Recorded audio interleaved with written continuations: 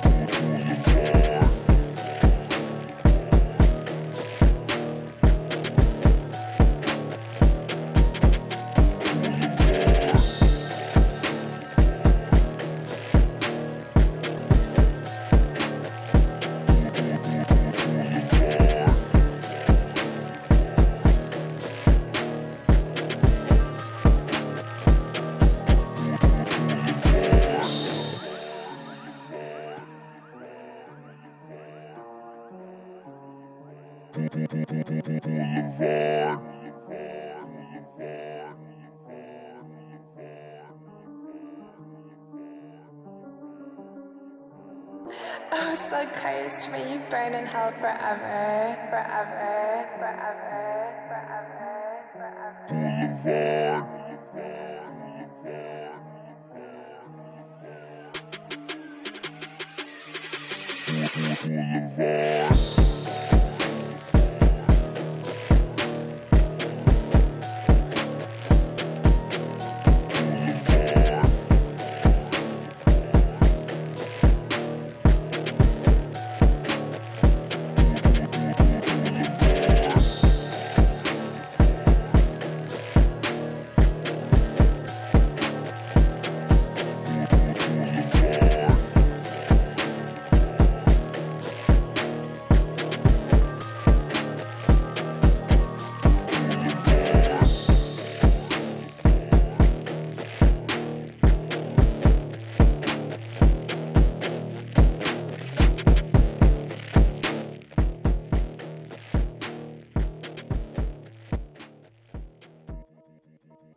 Boulevard. Hello, everyone, and welcome to Blvd Bullies versus the world.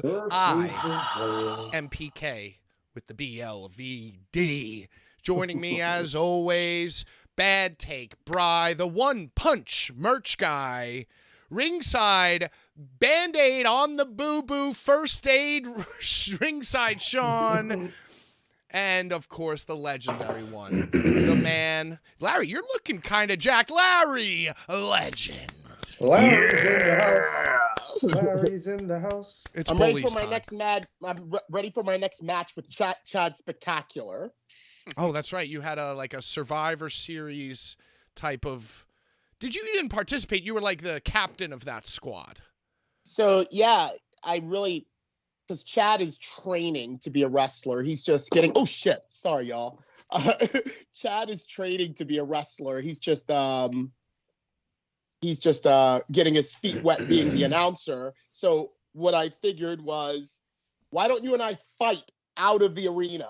Why don't you and I just brawl? Like, as soon as the bell rings, you and I, we just can't contain ourselves, so we just brawl all the way out of the arena.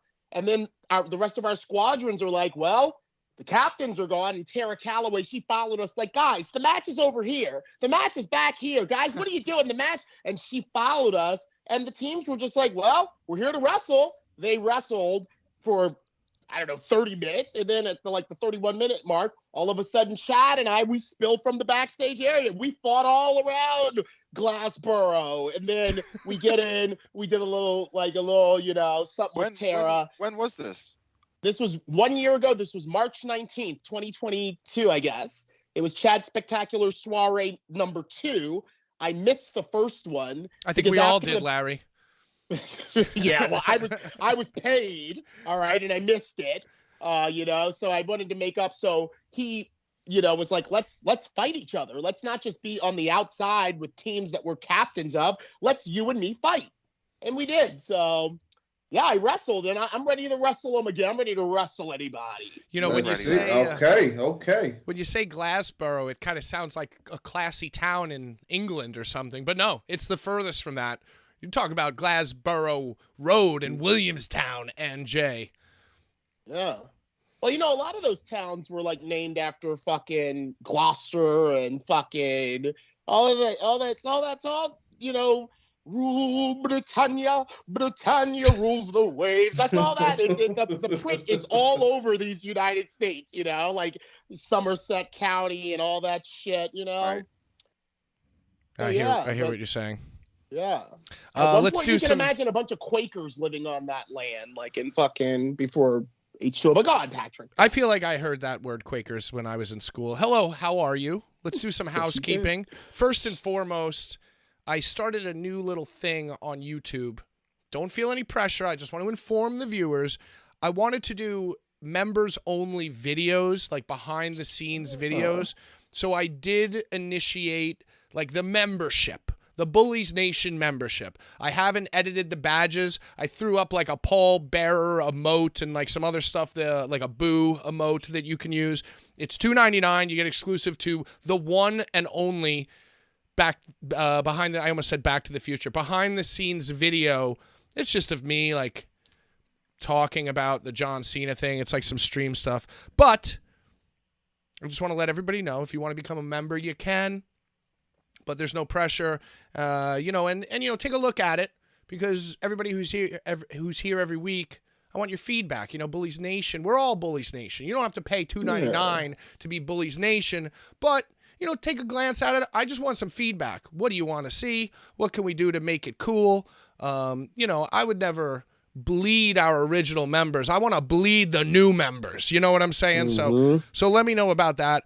Also, I just made, Brian, you're going to be very happy about this. We've been calling this show a podcast for over 52 weeks. How many weeks has it been, Brian? I think this is the 60th show. The 60th show. 60th, that's big. It's the 60th week. This is the 60th week. The 60th week. Did you say it 3 times? You better have said it 3 times. You better all say it 3 times. The 60th. Yeah, that's what I did for No Holds Barred Volume 6. Oh, what's happening, Urka?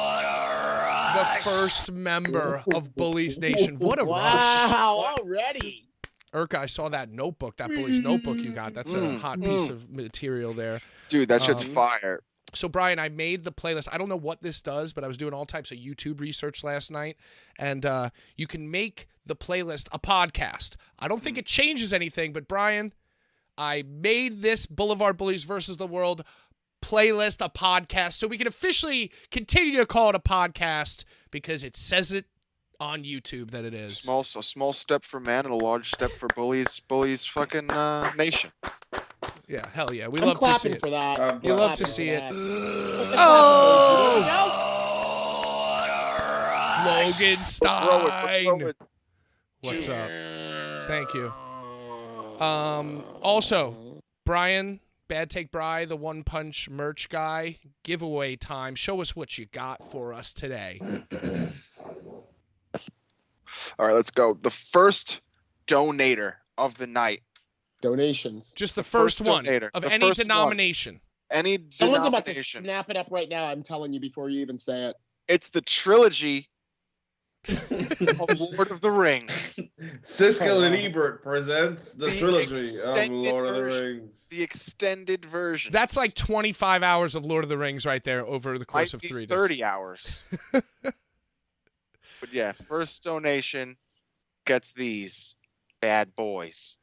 Then Word. let's keep going. The highest donation of the night will receive this shiny signed Eric Ryan No Holds Barred Volume 1 card. Series 1, sorry.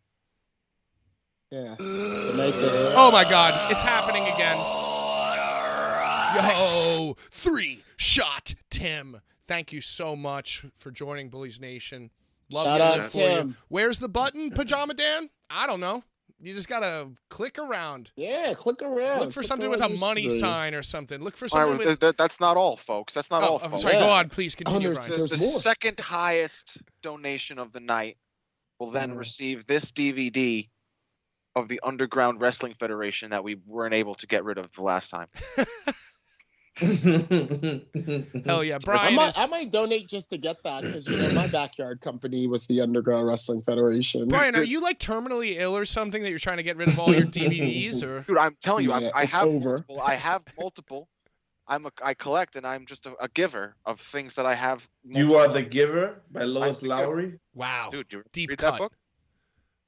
Wasn't that C.S. Lewis? Oh, S.E. Hinton. Damn. You guys are all fucked.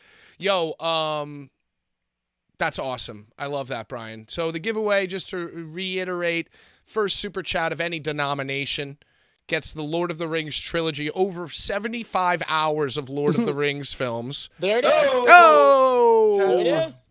And you know what? As a bonus. Oh my God, we got bonus, you get a Brian. bonus. You get The Hobbit 2. Wow. You get The Hobbit 2, bro. What about Wow. one? You don't What have to about read. part one? You don't even You have don't to. even need that. You don't have to read Got it. J.R.R. Tolkien ever. You can just watch these 100 films. hours of DVDs for Over 1,000 hours Yo. of Hobbit. Brian, what is next, Yeah. man? There we go. There we go. You're like the Oh my weekly God. Best Buy ad. Oh, We got so many sounds happening. All Yeah, right, we're just making money fist over fist. 41 down. So you have just received the 200,000 hours of J.R.R. Tolkien films. Yeah. And if And your now $10 holds, you get the card. And, if you finish second place, you get another DVD. Hope you got a DVD player because, Yeah, you're already swimming. Yeah, that's awesome. Thank you guys so much. You make it Yeah. all worthwhile.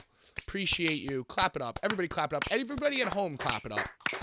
41 Thank Yeah, down. clapping Shit. is for the soul. Thank you so much. That's why we That's go to awesome. wrestling shows. That's awesome. Yeah, or to just yell obscenities. That too. That's for the soul as well. So, and also, newest member of Bullies Nation, 3-Shot Tim, just want to let you know, I saw that you asked that question about RSP's deathmatch comments, and I have it already queued up, and I'm going to surprise these gentlemen with that audio, and we're all going to talk about it. That's one of the topics for today's show. We have a lot to cover, a lot Pat, to you- get to. You refer to us as ruffians or rapscallions or something. We ain't gentle. I said the lads. I usually say the There lads. you go. I like that. But yeah, I like the lads. ruffians. Yeah. I kind of like the ruffians. I mean, anything that's like, like football, teeth knocked out, Yeah, it sounds like we have no teeth. Yeah. Rugby, Yeah. Australian Well, football. Yes. The real grunty.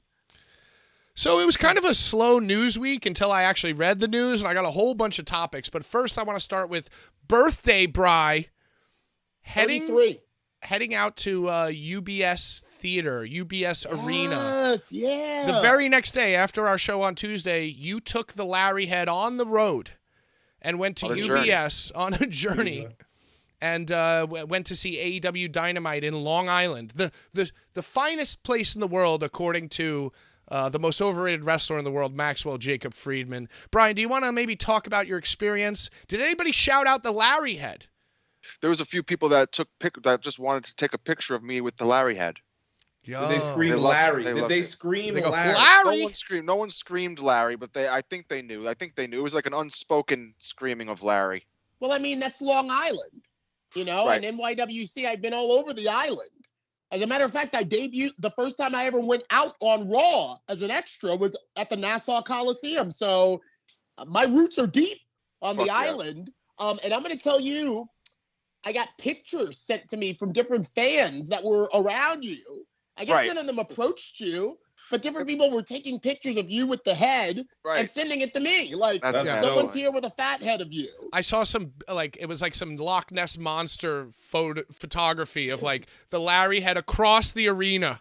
Somebody, it was pretty good stuff. It was nuts. And Brian, thank you. Dude, I got on the TV. I got on the TV. Yeah, I saw. I wasn't watching TV. I miss when they have me on TV interviewing Papa Briscoe. I can miss myself fucking out there announcing next to Justin Roberts, even when I'm watching. But thank you. I saw the photos.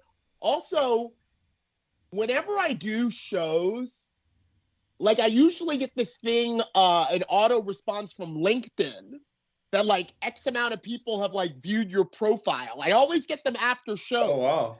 And after that Nassau show, my inbox said you have 25 new views on LinkedIn. That's awesome. So, it may have been a little bit of the spillover of LA, because a lot of fans were getting their first taste of Larry live. Fact. But thank you for cementing me as a legend. Dude, it's because so only fun. legends get those fat heads. The first one I ever saw was Colt Cabana. Pajama Dan, shout out. Appreciate you. Yeah, guys, I feel like you're going to be supremely disappointed when you see the first members only footage is just me on stream talking about. Dude, I laughed. I'm going to tell you guys right now in the chat, it's fucking funny. No, I don't think it is. It's good. It's good behind the scenes footage. So essentially, it's like Bullies Only fans. Yeah. Right.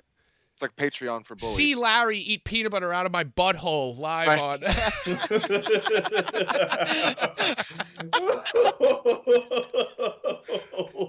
Whoa, Pat, you took it there. Sorry.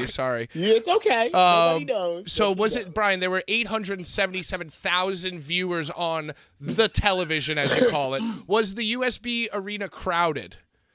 Dude, it was really not. It wasn't crowded at all. And I will say that it was a highly disappointing show. The sound, the whole entire show, it felt like a dark show. And I wasn't even that far.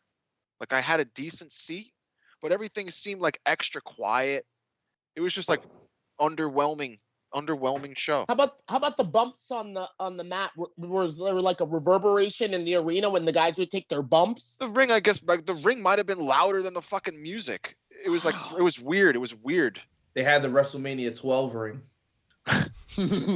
Even the pyro was whack. There was a whack. It felt like a whack night. I don't know what it was. What was the main event? I don't even remember, honestly. It was the FTR versus the Ass Boys. So the FTR winning the tag team championships didn't make everybody very excited? I actually moved. That's when I got the big head of Larry on the team. It was during the main event. Brian got me main event spot, Yes, he's you're seeing Larry. It's during the main event. It's definitely louder once you're extremely close. So I'm gonna say I would say that it's not worth it going to that show unless you're sitting right fucking there. Right. It's not fun. It's very underwhelming. different than Raw. Like, and when you go to a Raw, the whole arena is fucking loud as shit. Did they film Battle of the Belts the same night as well?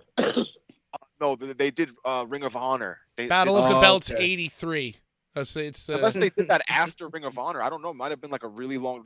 Was that not live? That's not. They don't do the Battle of the Belts live. The Did you Battle No, of the Belts, I remember they shown would right tape it. after.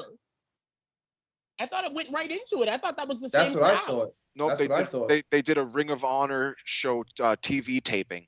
It Oh, wasn't. wow. Even, it wasn't even Rampage. Like every time I've went to AEW in the past, they Rampage, usually yeah. do Rampage, but they went directly into a Ring of Honor taping. Maybe- I went to a Battle of the Belts in Prudential Center, Mm. and it was like, I think it was like what's the regular show on Wednesday? Dynamite. Dynamite. Yeah, it was Dynamite, and then Battle of the Belts. Battle of the Belts. Yeah, the Prudential Center. You know what? These guys are doing too much. Yeah, They're doing too much. I agree. You know, there should be an air of exclusivity. Mm-hmm. And then you could see the same wrestlers on Ring of Honor. They didn't even split the roster really, you know? Like the same people. Yeah, that, and then they got this backstage show, which kind of is adjacent to our new Patreon.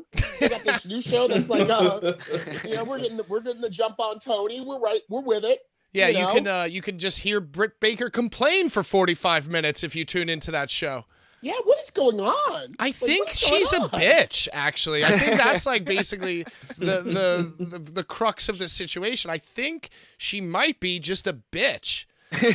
I will tell you, I announced Britt Baker one time in my entire life, and when I approached her about like how to say it, she was very much like, I don't give a shit. Like, say it however. Like, and I'm like, well, where are you from? And she's like, Pittsburgh, Like, how else, PA. no? Just kind of like, I don't give a fuck. She was just like, I'm a dentist. I am a dentist.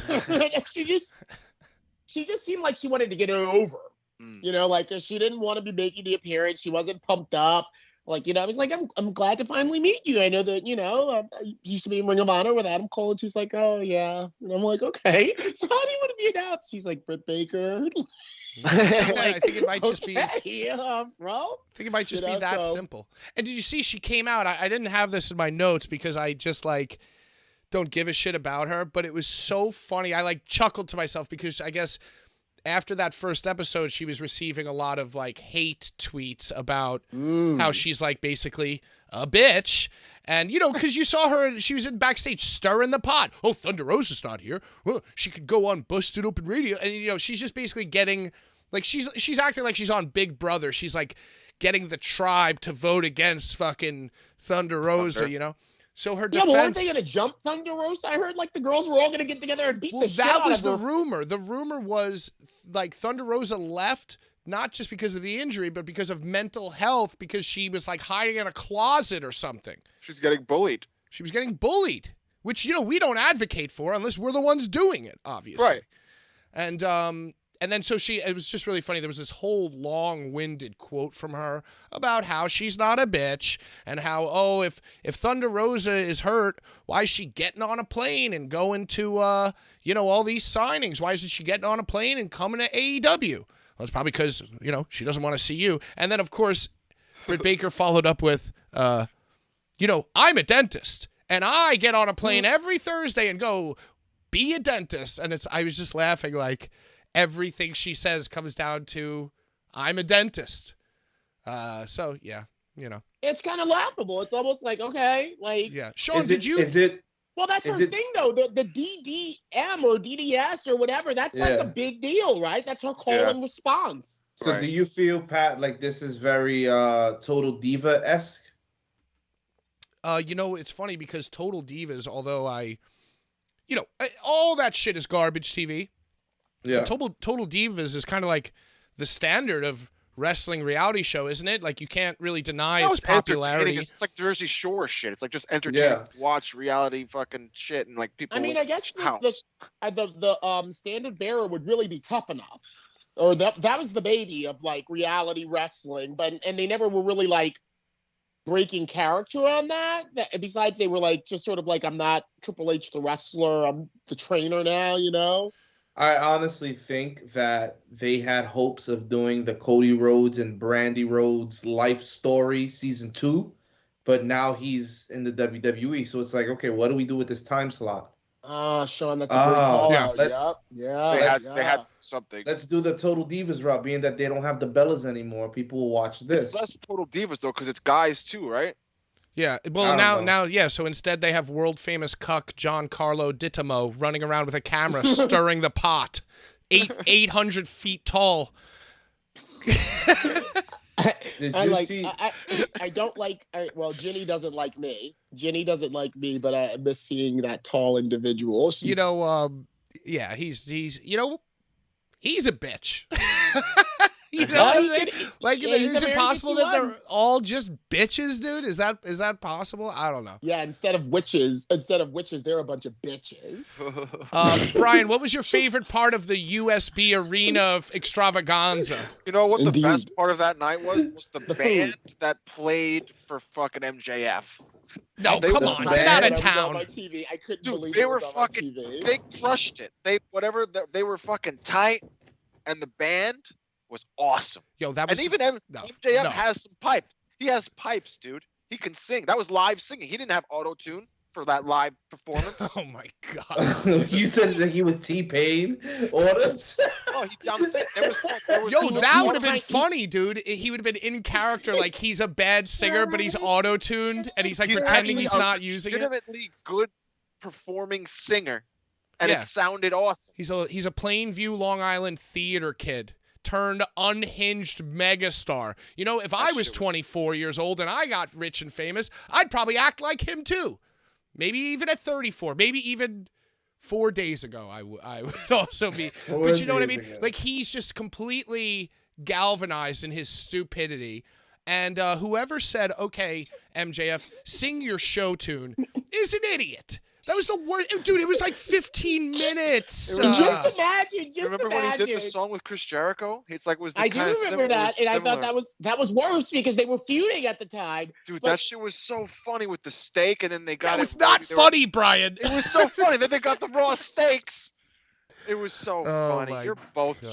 stupid. I But, mean, you know, I never thought wrestling would be taken there. Like, I can see the slammies. We all remember the slammies with, the wrestlers doing dancing and Vince, stand back, all of that. Like, I can see that. I can never imagine, like that type of concert. I guess Jericho did Fozzy once on Raw, didn't he? Didn't Jericho do Fozzy once on Raw? Sunday Night Heat, he did a whole episode where Fozzy was looking for Jericho in WWF New York, and they kept doing like camera scenes where Fozzy's like, he's not here, he just left, and they were basically saying that Jericho wasn't Fozzy. It was like the whole hour episode devoted to them, like saying that they're two different people. I remember that. This all sounds like the stupidest I horse just like could shit. funny never shit. I like imagine funny seeing this shit. again. I On, like on, funny- Look on it up. TV. Look it up. You know, I Brian. know. Brian, you kinda mentioned that vaguely the remember music. that. You mentioned that the music in the arena was low. From my TV, I could barely hear the band play. I felt like and the band was much more legible than like the wrestlers' entrance musics. It was like it was very strange. But the band was definitely awesome. So oh my god! And then Jungle Boy hits the cymbals at the wrong time, and then he reveals the mask, and he just gets booed because they're in Long Island. Right. Oh my god! It was booed him. absolute I booed horse shit. Yeah, I mean, it kind of really exposed that the same sort of like tech issues that they had for the Moxley Kingston explosion. Like they're still Oh my having them. god, dude! It's terrible. Really I terrible forgot about production. that. Yeah, and I listened to the Cult of Cornette, and he was talking about how sometimes he remembered being in arenas where he couldn't hear himself, so he would like kind of be like trying to give the sound guy the Iggy, like, "Yo, turn my mic up. I can't even hear myself." But the speakers are pointed out, so the people can hear you just fine. You just can't hear yourself. But it's just issues that. Can you imagine anything like that in WWE? No, Oh my no, god, hell no. It's really. I thought it was very, very stupid, and I love to have a good time, but I thought it was a stupid thing. And Maxwell, to me, I feel is like if not you were there, great. you would have enjoyed it more. I feel like you had to be there to enjoy. Now I'm with that, Brian. I feel like being with everyone from New York has a lot of pride. New York has a lot of pride, Patrick, and like it or not, he's New York's son. Right, So but remember, we're not in New York. We're in Long Island, Larry. That's more people live on Long Island than in the entire goddamn state. It's Long Island, New York, motherfucker. Yeah. Long Island, New Jersey. Do you guys think that when he returns to Long Island or the USB Arena, which is bordering Queens and Long Island, they give him the Bret Hart treatment that whenever Bret showed up in Calgary, whenever he showed up in Montreal, whenever he showed up in Toronto, Saskatchewan, he was shown the immense amount of love, even when he was in the United States, waving the Canadian flag and everyone hated him. Do you think that's what they're trying to get across? They're definitely trying to, yeah. Yeah. So it's Did you see the fucking... Oh, I'm sorry, Sean. No, go ahead. Did you see the signing shit where he's in character and everybody... I loved it. I love everything God. he does. I just want him to be careful because, again, in today's woke climate, we all love that type of shit. Every last one of us and everybody in the chat loves at the baby and making the baby. Why the fuck do you have a baby, lady? First of all, okay? So we love him being cognizant enough that this motherfucker has a baby at a signing. I'm a heel. I'm on camera. Let's fucking work. But in today's climate, though, someone could easily be like, my baby was traumatized and went to a fucking insane asylum. With all due respect, a baby insane asylum where there's only insane babies. You know what I'm saying? The only people that were tight are the people that are on the internet that saw the incident. Right, not the parents nobody with who the baby. Nobody who would actually. And that's the baby what's were tight. saving They probably him. thought it was funny as fuck. What's saving him is that it's happening amongst his own kind. It's happening amongst the fan. The kid with the drink, they're that close. These are people that want to be touched by the action, touched by the stars. He's just doing it brilliantly, like we've never seen a heel do. Well, not never, but in a long time, seen a heel take liberties. And I just want him to be careful because it's really, really a woke, sensitive kind of. What do we care about today? Well, and I agree with you, and I feel like if he stays on this trajectory, he is going to make a tragic misstep because I feel like, he's shoving his face in boobs. He's like talking to rats outside the arena, and like all this footage, everybody's got a camera, all this footage is coming out.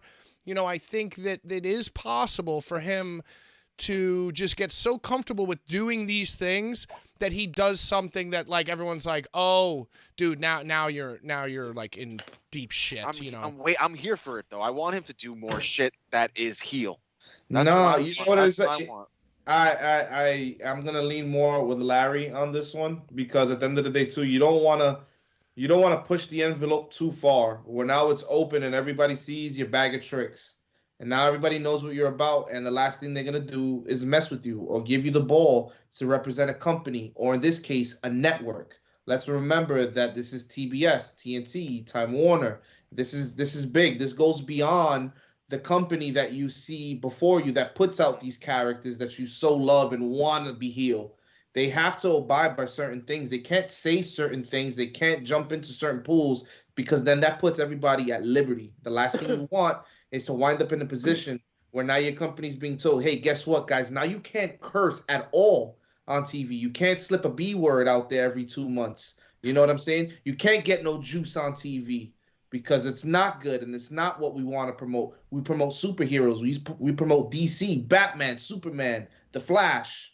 But MJF. They promote AEW as more towards adults, the older. The demographic bracket, is much more adult. Yeah, but it's not the same as WWE. They use blood. No.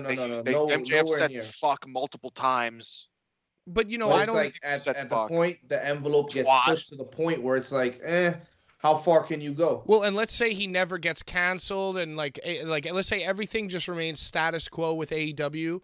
I do think, and listen, I love blood in wrestling too when it's like good, but I think just the constant.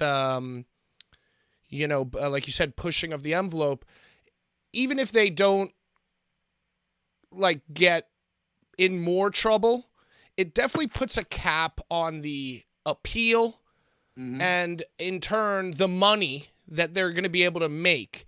You know what I'm saying? Like, especially as we said in today's climate, So I don't know. Who cares? I don't really want to talk about AEW that much. It's funny that because Larry works for a very controversial company, XPW. Oh, I sense a segue coming on. A segue, yes. California's coming up. Hell yeah, it is. I'm very excited. I am also very excited. I'll tell you one thing I'm most excited about is what are we, 12 days away, 10, 11 days away? It's next Saturday, yeah. Yeah. My travel's taken care of. Who would ever think of something like that? Like a promoter, Unheard of. looking his talent up, It's very foreign. It's very foreign for me. At this point, a few months ago, I would be making my arrangements. I would be hitting up my friends in LA like, hey, I'm going to be there, da-da-da-da-da. So it's very refreshing to have someone contact me about travel for of another trip to LA in less than a month. Look at that. Bi-coastal legend over here. Bi-coastal legend. Buy everything. Buy. Look at that. Did they announce Eric Ryan at California? The undisputed king of the death. Is he? Is that a full ship jumping there? Is there going to be like? Well, I believe Eric Ryan has wrestled for XPW. I believe he was there for their first. The first California. Yeah, he wrestled. Yeah, he's back. Nice, I love it. Yeah. Well, Larry, give us the inside scoop. I'm trying to put some money on the King of the Deathmatch tournament. Can I tell you who's been announced for it? Please, Brian, run us down. Brian's you're our boots on the ground XPW reporter. There's been 14 announced. I think there's 16 in total. So right now it's number 1, Hardcore Hillbilly, 2, The Body, 3, Arrow Boy. Are you gonna name all 16, huh? Why am I not supposed to? Okay, no, go ahead, please continue. No, there's only 14. There's 14 that have been announced. Right, Arrow Boy, Big Dixon. Why am I not allowed to announce? No, I don't know. I'm just being a dick. I'm sorry. You guys are a bunch of dicks. I'm announcing Big Dixon, Eric Ryan, Dirty Ron McDonald. Oh, my first time announcing that, man. Oh my God, he's insane. Drake Younger, Big F and Joe, Orin Veidt. Excited for that. I'm excited. Love Orin. Fucking Mercer. Journey Fatu. Nice. Judge Dredd. Jade Horror. And Schlack. All right. Wow. The current King of the Deathmatch champion. And this tournament is for that title. So I want to go around the room, starting with Sean, ending with Larry, Brian the Meat, and the Sean and Larry sandwich. Who is going to win the second California King of the Deathmatch tournament? I'm going to say Drake, just because he's been on fire since he's just got back into the scene. And I think he's going to continue the fire and burn on through. Nice. I am. Well, no, the meat, Brian. Oh, go ahead. Yeah, oh man, I think it might come down to a rematch of Schlack and Drake Younger, but I think that Schlack will remain the two-time deathmatch. 2-time. Yes, he's gonna remain. He will be the reigning and defending deathmatch champion. Okay, and Larry, what about you, my friend? Did we just get Shawn Michaels over there? Well, we're gonna wait for Shawn Michaels to interrupt. Oh yeah, it takes like takes about 60 weeks. Yeah. I'm gonna go with a tournament-tested competitor that is going to propel XPW even more globally. Big F and Joe's taking this motherfucker. Fire. Ooh.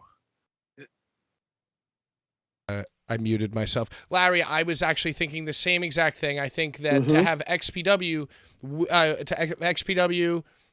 Big Joe wins, then he goes back to Glasgow, England, and continues to rep the flag, and it's just good business.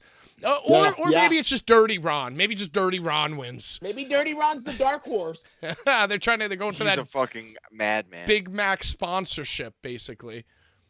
All right. There's still 2 more spots that we don't know. Okay, so one of them will obviously be G Raver. Man, I posted that. I said I probably shouldn't post that. Probably not, Brian. I'm sorry. What did you say? Probably not, Brian. Someone asked who they want to be in, and I said G Raver. Why have G Raver come out? Why would he not be in it? He came Right. out. That's what I'm saying.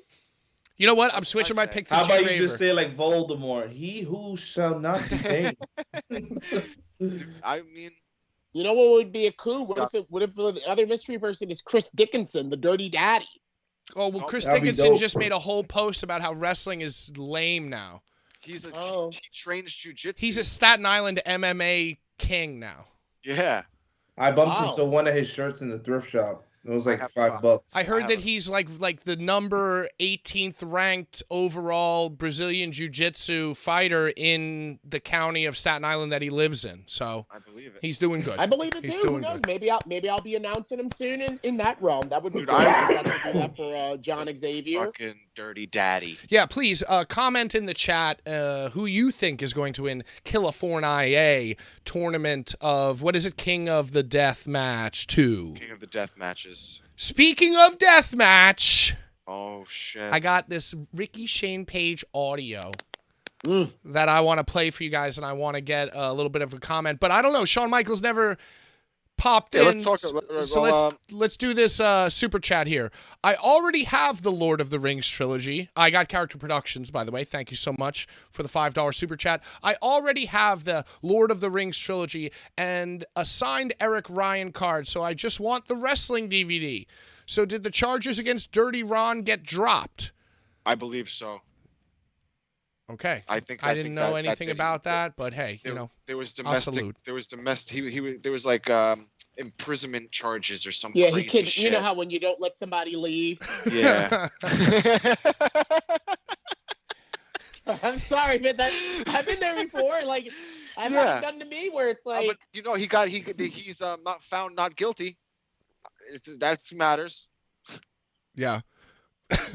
Well, did he like stand in front of his front door and not let the person leave, or did he like chain them up in his basement? Well, he stood in front of a jury and they found him not guilty. So that's whatever it was that were the accusations, he didn't do. But in my experience, it's just kind of like a kind of threatening in the air that if you leave right now, I'm going to do something to myself, or I'm going to do something to your house, or like, you know, I'm going to do something to you if you try to go for that door, you know. Just quick roundtable discussion. Sean, Brian, then Larry, just yes or no. If Dirty Ron threatened to burn down your house, do you think that he would be able to figure out how? Sean. No. Brian. I think he would. Larry. I mean, he's called Dirty Ron. He wouldn't do it himself. He would send some goons. Yeah, right. Yeah, he's a dirty motherfucker, bro. Get their thumbs. You probably know what I'm find saying? somebody on Craigslist to burn a house down. Not on Craigslist, but he probably knows people who are on crack. And what do people who are on crack? What do people who are on crack want? They want more crack. You know? Not on So, Craigslist, but maybe on crack. Yeah. Absolute facts. All right, let's play this Ricky Shane Page audio. I think this is a juicy comment that I very much enjoyed. It made me very upset.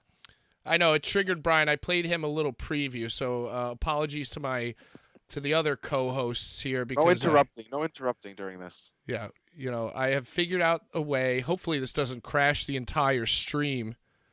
I've figured out a way to play audio. Are you guys prepared? We are prepared. Boulevard. All right, let's go. Are we ready? Here we go. It asks, what are your thoughts on the current deathmatch scene? Has it run its course, or does it still have room to grow, do you think? I think it's absolute trash. Straight up. I mean, there's some good guys out there. There really are. But for the most part, it's the same shit over and over and over again. It's the same spots that, you know, myself and Matt Tremont were doing, you know, 7 years ago. Every match is the same. It's so repetitive and boring. I just, that's one of the reasons why I got out. I think people think it's like this cheat code to get over on the internet, which it is, but people don't realize how small the internet is and how small of a bubble Twitter is. So like, I loved it when I did it because I loved it. You know, when I first started doing it, I was shunned for it. Like people would call me a trash bag wrestler, or he doesn't know what he's doing and blah, blah, blah. Like to do a death match in, you know, 3, 4, 5, 6, 7, 8, 9, 10, like you weren't cool. Like it was often, in fact, the opposite. So I think there's room for it to grow if the the wrestlers and the promoters just pull back a little bit. They give too much and there's nowhere to go. Mhm. So if they just pull back a little bit, I think deathmatch wrestling can be palatable to everyday people, but you have to do it the right way. So I think that there's definitely room to grow, but it's going to take a lot, and it's going to take a lot of people having to do what maybe fans don't want to do at first, but then it'll pay off in the end. All right, so I'm going to start if you guys don't mind. Please. My favorite part of that is when he says, and I know what he means, but it's just such a funny soundbite where he goes, you know, people don't know how small the internet is. It's the dumbest thing to say. Very, very funny. But he does make some good points. You see, I the think thing he is makes that, like, when he's right, 4, 3, 4, 5, 6, 7, 8, 9, 10, that is true. But It's back still then, frowned upon that. Brian, I am Deathmatch. giving my sorry. take, and then I know Let him you're finish, triggered. Brian. God damn it. Damn it, Brian. Sorry. I know that you're so triggered, Brian. I know you're I extremely. gotta say some things too. But you know, I just think that people thought that Ricky Shane Page was an uncool trash bag wrestler back then, because that's exactly what he was back then. I saw Ricky Shane Page's first Tournament of Death appearance live. And did he suck? Yeah. And, you know, he got that wicked scar across his head. And, like, you know, I don't think he's wrong in his philosophy, but I just think that he is using a good idea to make himself look smarter than everybody else. So whereas, like, I don't disagree with what he's saying, I think that his points are disingenuous because just like everybody else, he's trying to get over on the internet, brother. And, you know, but it is true. People think it's a cheat code to get over on the internet, and people don't realize how small the internet is. But I see what he's saying. Twitter puts you in a bubble. So if you are a wrestler in the deathmatch bubble and you're getting, like, you know, 50 likes, you know, that's like good, you know. So I don't know. I think that he brings up a lot of points, and it makes, you know, me personally, it makes me feel cool, because that's exactly when I was into deathmatch. 3, what, 4, what, 5, 6, 7, what, 8, 9, 10, what, you know, basically deathmatch stopped being cool when Danny DeManto decided that he was like the fucking purveyor of it. You know, that's my take. Brian, go right ahead and just unload. Go ahead, Brian. I can see you're about to explode. I think that is the worst shit ever. RSP is that is bad take RSP, because deathmatch has honestly always been frowned upon by professional wrestling. And the people that do deathmatch wrestling don't do it for likes.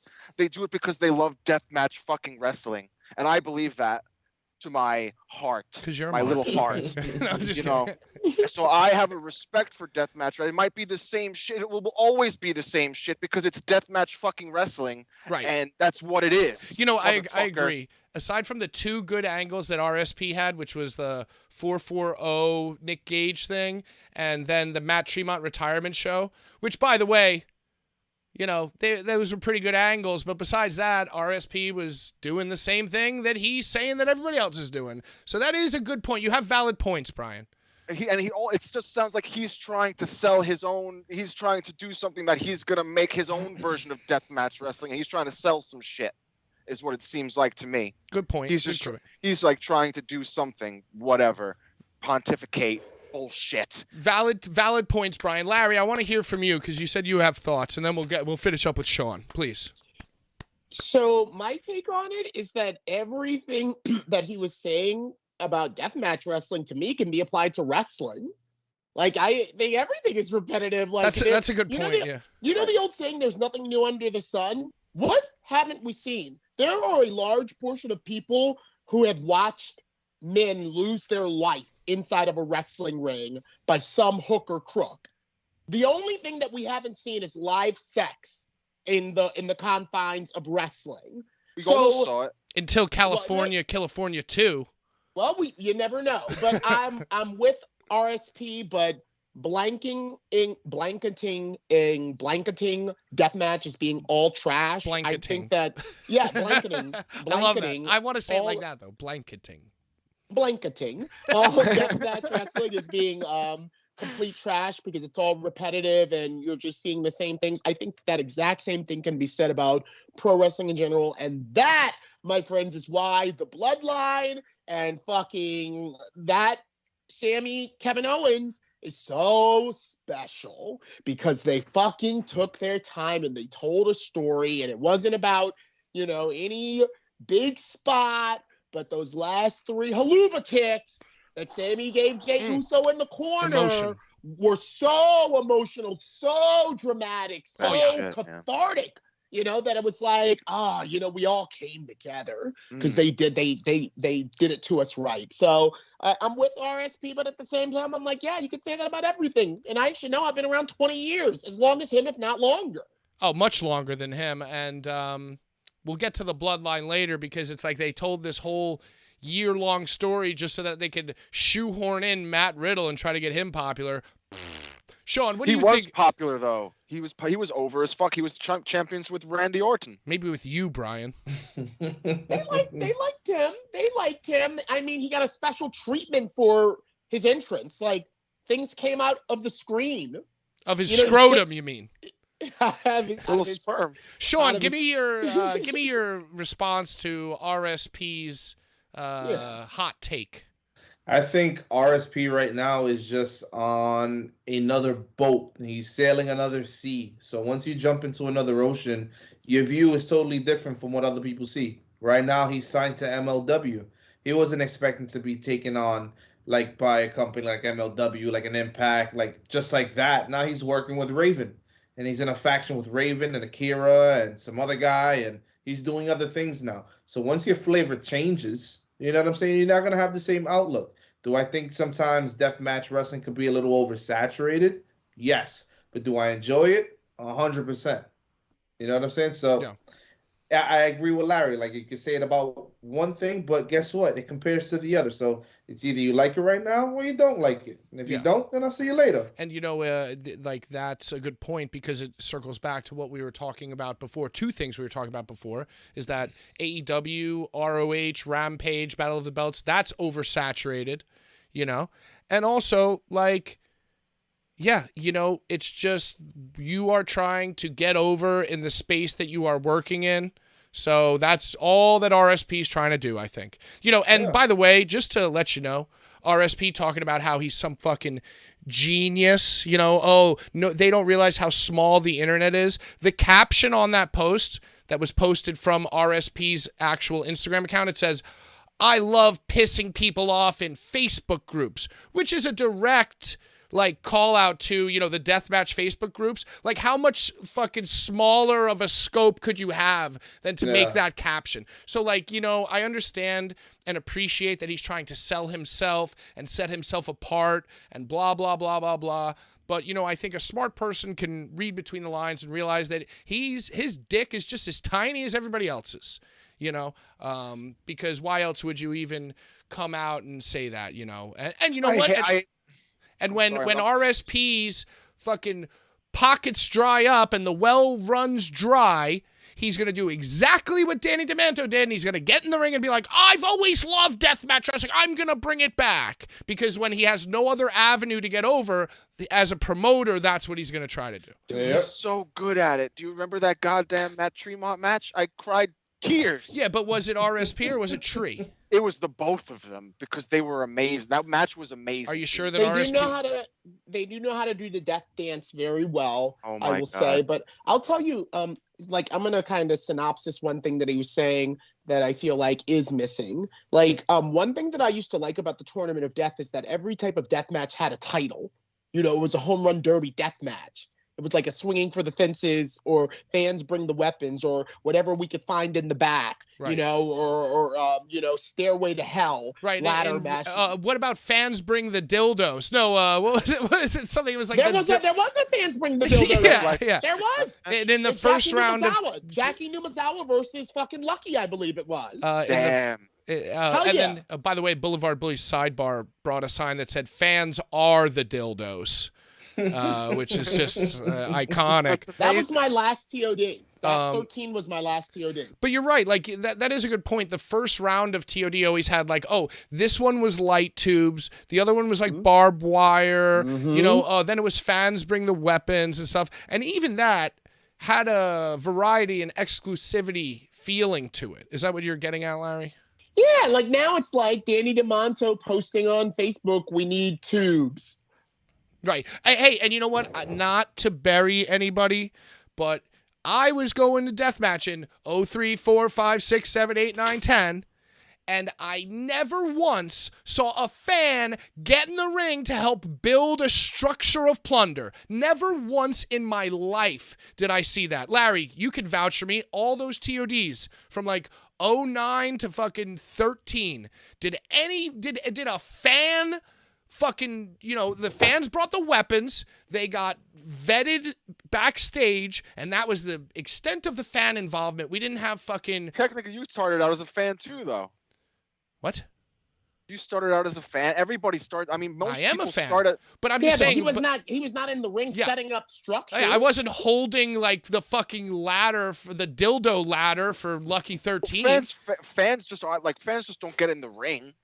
So what you're talking about, Patrick, is the difference between running a company and running a show.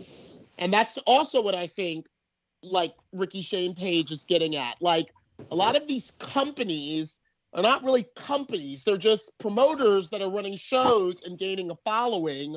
But there's no like, reason that they're doing it besides for the fuck's sake of it. Whereas CZW ran a company that led to Tournament of Death and Cage of Death every year, and that was like the big culmination of everything. That's one of the things I brought up to Danny, you know, not this past year, but 2021. I was like, yo, so what's our big thing? What's like our, everybody, you can't miss this? And, you know, he was like, I guess it's the Deathmatch Circus. You know, the Deathmatch Circus after 3 years is really like, they're like, you can't miss the Deathmatch Circus. You're going to see shit like you've never seen. Right. But yeah, that's not true. It's really just the same. It's the same shit you always see, just except you could have a barbecue. Right. Or Larry's in the ringmaster gear. You know, Larry's got the whip.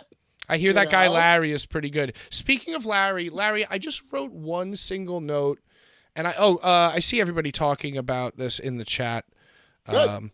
So thank you for your, I'm trying to get to, I see a lot of stuff. GCW did try that Effie/Mason storyline, but it went bad fast. I agree. I think GCW, since RSP, Nick Gage has been trying to, just my personal opinion, been trying to recapture the magic of that, which actually felt like a real life wrestling angle.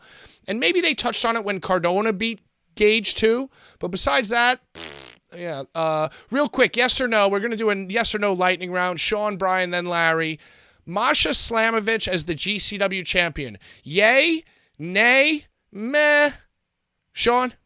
I'm going to say yay, because I think Masha winning was a leap in the direction that GCW is now going with how they want their wrestling to be viewed. They want it to be viewed as a worldwide platform for independent wrestlers from all over the world to be able to contribute to what they put out. You know, they don't just do deathmatch wrestling anymore. They stepped far away from that in a sense, you know, and they just focus on it for one weekend, which is coming up this June.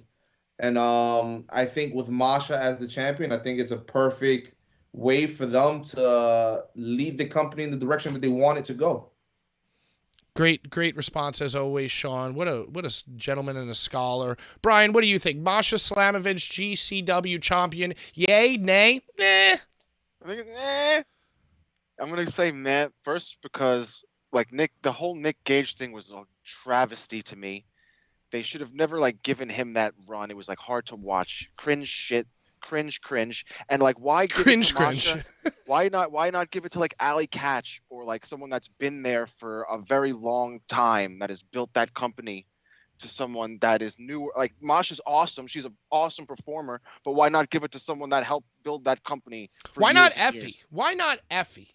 Why not Effie? Or I mean Allie Katch too. That would have been. Well, I think the reason why we wouldn't put it on her is because she sucks. Larry, what do you think? Masha Slamovich, GCW World Champion. Yay, nay, nah. I'm going to give it a yay. because I feel like it's a direct kind of like, oh, we can do that too, from Casey winning the American Deathmatch Championship, and for ETU putting the keys to the east, whatever. Keys to the cheese. ETU, yeah. Keys to the East championship on Masha already too. These promoters are virtue signaling, like right. Girl power, like for the girls too, and not just as like sexual objects. And as far as doing that type of posturing, I couldn't think of two better candidates than Masha and Casey to like be like, be who you can be, despite your gender. Stewards of the game. Stewards, exactly. You got it, Pat. It's politics as usual. So I think Danny laid down his ace and gave Casey the strap. Struggles laid down 2 aces and gave Masha the strap. Then Bret lays down 3 aces and says, I'm going to have her beat Nick Gage. Right. And I'm going to have her make him tap. By the way, Goon Christ, welcome to the screen. Welcome to the screen and the stream. Appreciate you. Everyone's too worried about getting themselves over instead of putting on an actual good show from start to finish. Bingo, correct. And Goon Christ, you said something very interesting. Why not Tony Deppen? Dude, when pandemic was lifted and I did the NYWC beer show, Tony Deppen was wrestling that in Brooklyn before heading to Melrose Ballroom, whenever the hell it was, last summer or whatever, and he was going to fight Gage for the title. Oh, no, he was fighting Mox for the title, either in Brooklyn or Melrose. And it's like, okay. And I actually talked to Deppen and I was like, oh, so, hey, you're going to take the title off Moxley? And he goes, oh, I wish, and we basically shared the same kind of ideas where it's like, it would be good to have a GCW guy have it. And we're still talking about that to this day. And, Masha's great, but she's not like an OG GC. Right. I think an Effie, a Tony Deppen. But you know what? I'm going to tell y'all something. This is what corporations do. They like outsource and like make the sergeant at arms some other guy. Right, they promote from the outside rather than from within. They alienate the little guys that are like working real hard, and I've been there. This is what happened with me and GCW in a lot of ways. I was there when it was JCW, before it was Game Changer, before they got the idea to change the whole company's name to Game Changer because we thought we had that building. That's where I was. And, it was like more and more, it was like, oh no, don't worry about Larry. We don't got to care about him anymore. We got to focus all our efforts on all these other people that are thinking like, oh, come on, we got to go there.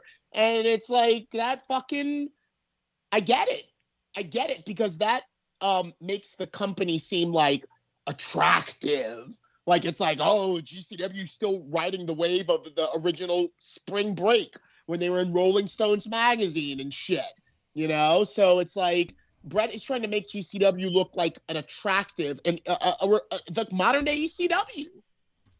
I feel like they had that flow for like stretch. That is a stretch. Yeah. And, I have no doubt that the fans think that they are ECW fans, and even though they're wearing their best outfits to the show or whatever. Yes, Brian, go ahead. Dude, I was watching ECW TV from like 1995. I saw that actually on your Peacock. I saw that was a recently played. The crowd it's just TV, and there's barely anything going on, and the crowd is just loud as fuck. Yeah. It's like a completely different setting that exists today. And it disappeared. It just never to be recaptured. And I think that's a common mistake that people make. I have chill bumps on my skin just like thinking about that atmosphere that just like disappeared and what happened to it.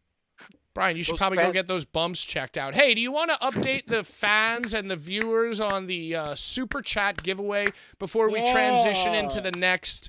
We're going into the next topic. We're going to talk some WWE. We're going to talk some AEW. We're going to get a little bit more mainstream. By the way, before you get to this super chat giveaways, Blvd Bullies Smoking Skull tank tops and, by popular demand, female soft tees on the store right now. BoulevardBullies.BigCartel.com. You got your Stone Cold Steve Austin all over print. We got two Vince McMahon parody tees with a third on its way. Brian, go ahead. Hey, and if you want that Paul Bearer emote that Urka keeps dropping, go ahead and fucking join the Bullies Nation. These are Go already ahead, claimed. Brian. These have been claimed. Even if you super chat right now, it doesn't matter because the first super chat of the night received these 4 DVDs. Well, he said he didn't want them. Huh? He said he didn't want them. No, I think the first person did want them. The first person claimed them, and I gave him the hobby. Oh, that's right. I got character didn't want them. First person got them. I got Sean. Come on, God damn it, Sean. I got character. You don't even get to decide if you want them or not. They're getting sent to you. We already have your address on file. All right. We have files? Yes. So that right. And if you don't accept these DVDs, return to sender, guess who's getting your address? Dirty Ron. And you don't want him to know your address. Yeah. Second place, I forget who's in second place already. I believe that's I Got Character. I Got Character gets this DVD. It's very fucking. These guys are awesome.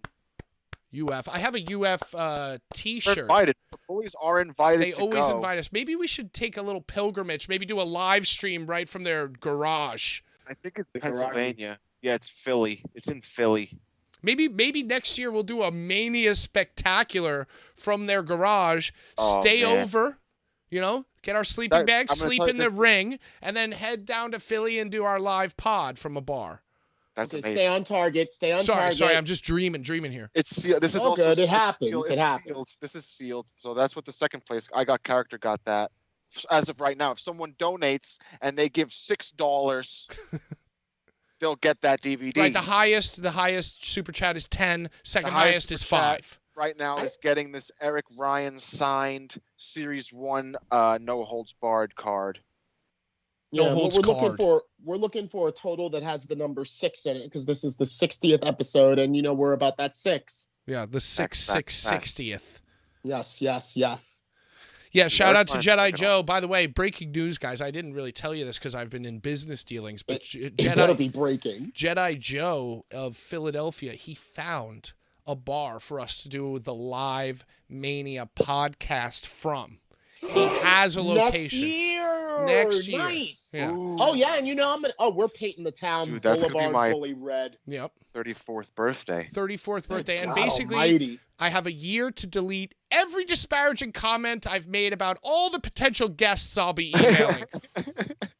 So, I'm going to sift through these YouTube videos just frame by frame and shut myself the hell up. Dude, you know what? Speaking of guests, we haven't had a guest in such a long time. We should get a guest on this show. That's because I'm going Absolutely. scorched earth. Let's get Peter Rosenberg. We should get Ron. I want Ron Nemi on this show. Do you think I think he would come? Let's do a Nemi's show. He's a good guest. Let's do a show Nemi's where awesome. we get Ron on the show, but we all just keep interrupting him. Oh my God. I love it. Dude, he's fucking awesome. Yeah, he's a great guy. Joe says, unless I get fired or quit by then, but I think we're good. Hey, you know what, Joe? Restaurant business, brother. I just got a new job at a restaurant, and I'm feeling pretty good about it. I've left ring announcing behind. I've left the T-shirt company behind, and I feel so much better working in a solid place. Who knew that if you remove all people under 5'5" from your life, or anybody who can't wear a human-sized T-shirt who has their gut fucking hanging out of the bottom, once you remove those people from your life, dude, sunshine and rainbows, the light at the end of the tunnel, man. Hey, clap it up for positivity, y'all. You know what? Much There's like a light at the end of every tunnel. Yeah. And Patrick, yes, you're not done. Well, I'm on an extended leave of absence. You're on hiatus. Yeah. What we call you on is hiatus, and that's until someone asks me, "Hey, can you do this?" And I'm like, "I can't, but I got a kid. I got a kid for you." Yeah, all right? I got my It's son. a little rough around the edges. Yo, so we got to talk about the greatest thing that's ever happened in wrestling, and that's Vince McMahon's mustache. Did you guys watch this? Did you see this? He appeared on CNBC. MSNBC? Oh, CNBC. I might have been MS. I don't know. I don't know either. It's one of them C's.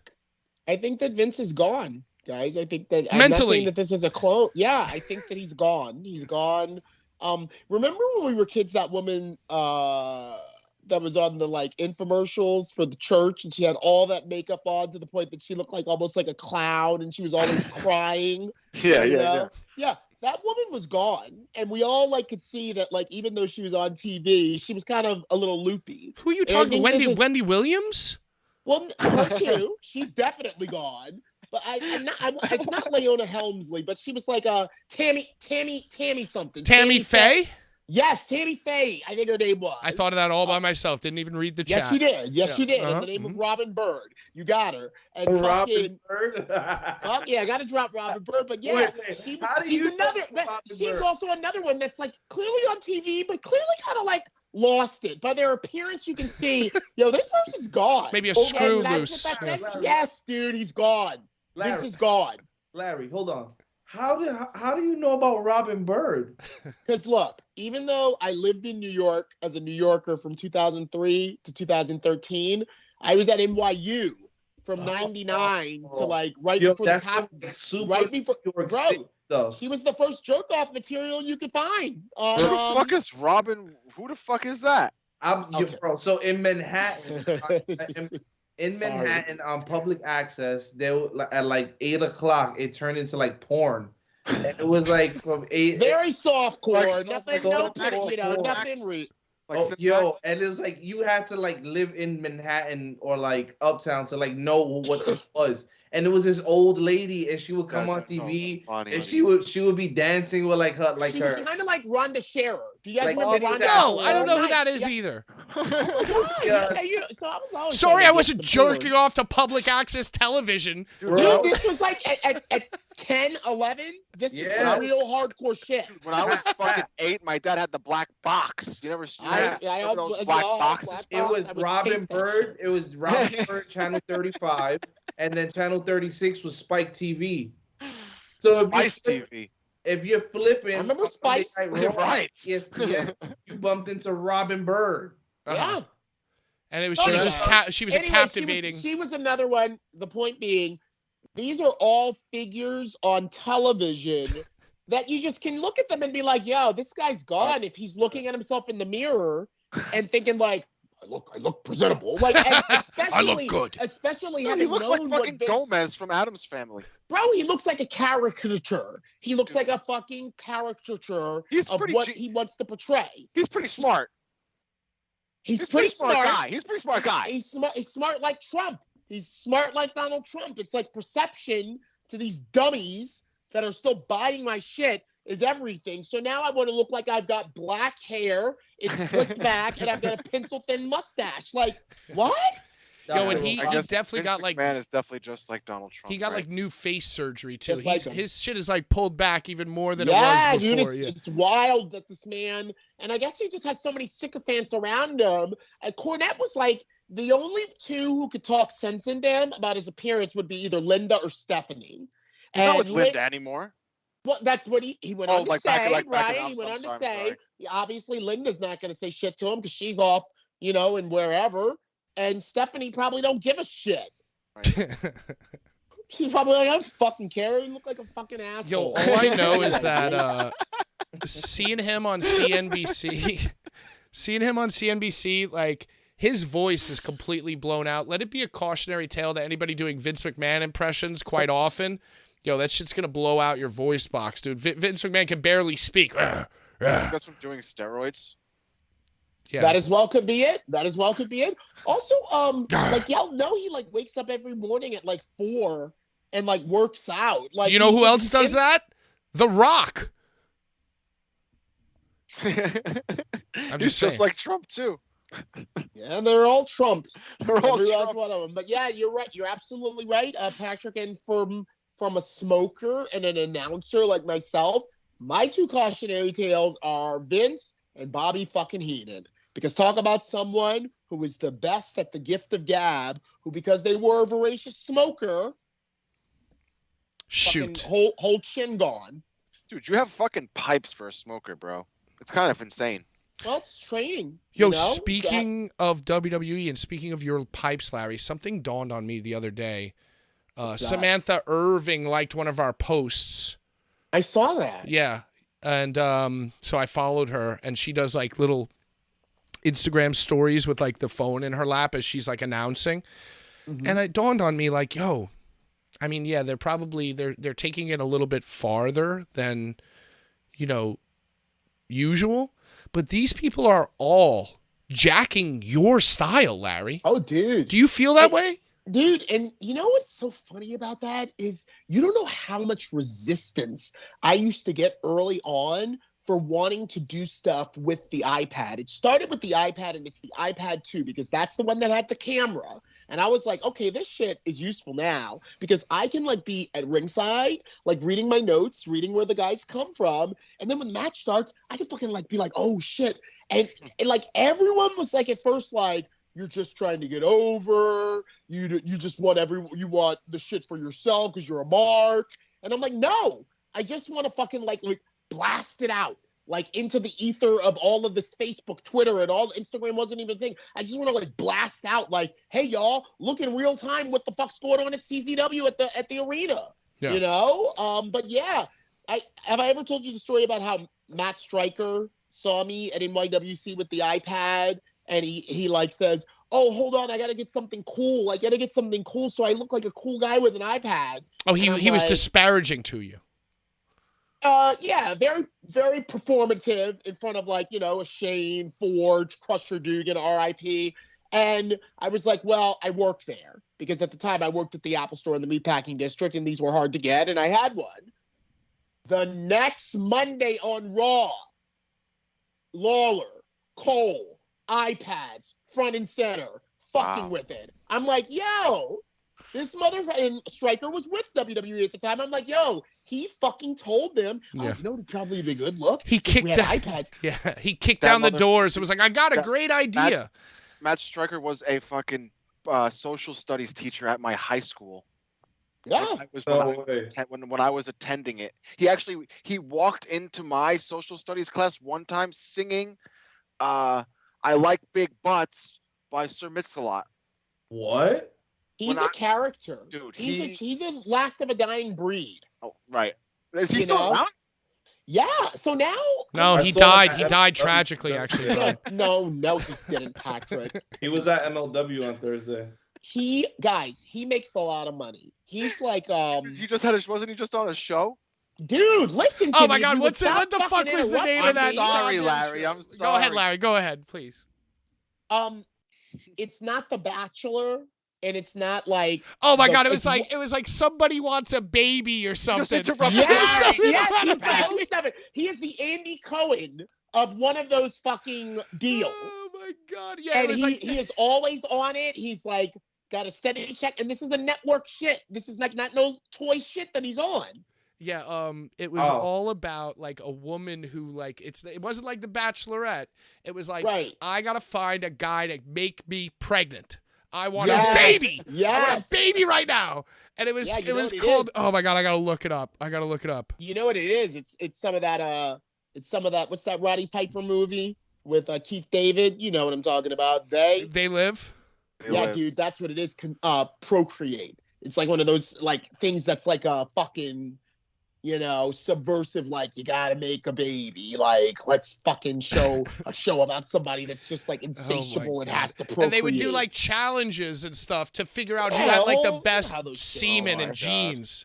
Yeah. Matt Stryker reality show. I need to know the name of this reality show. No one in the chat has it? Somebody in the chat probably already said it. Come on, dude. Did you do a Twitch thing about the show?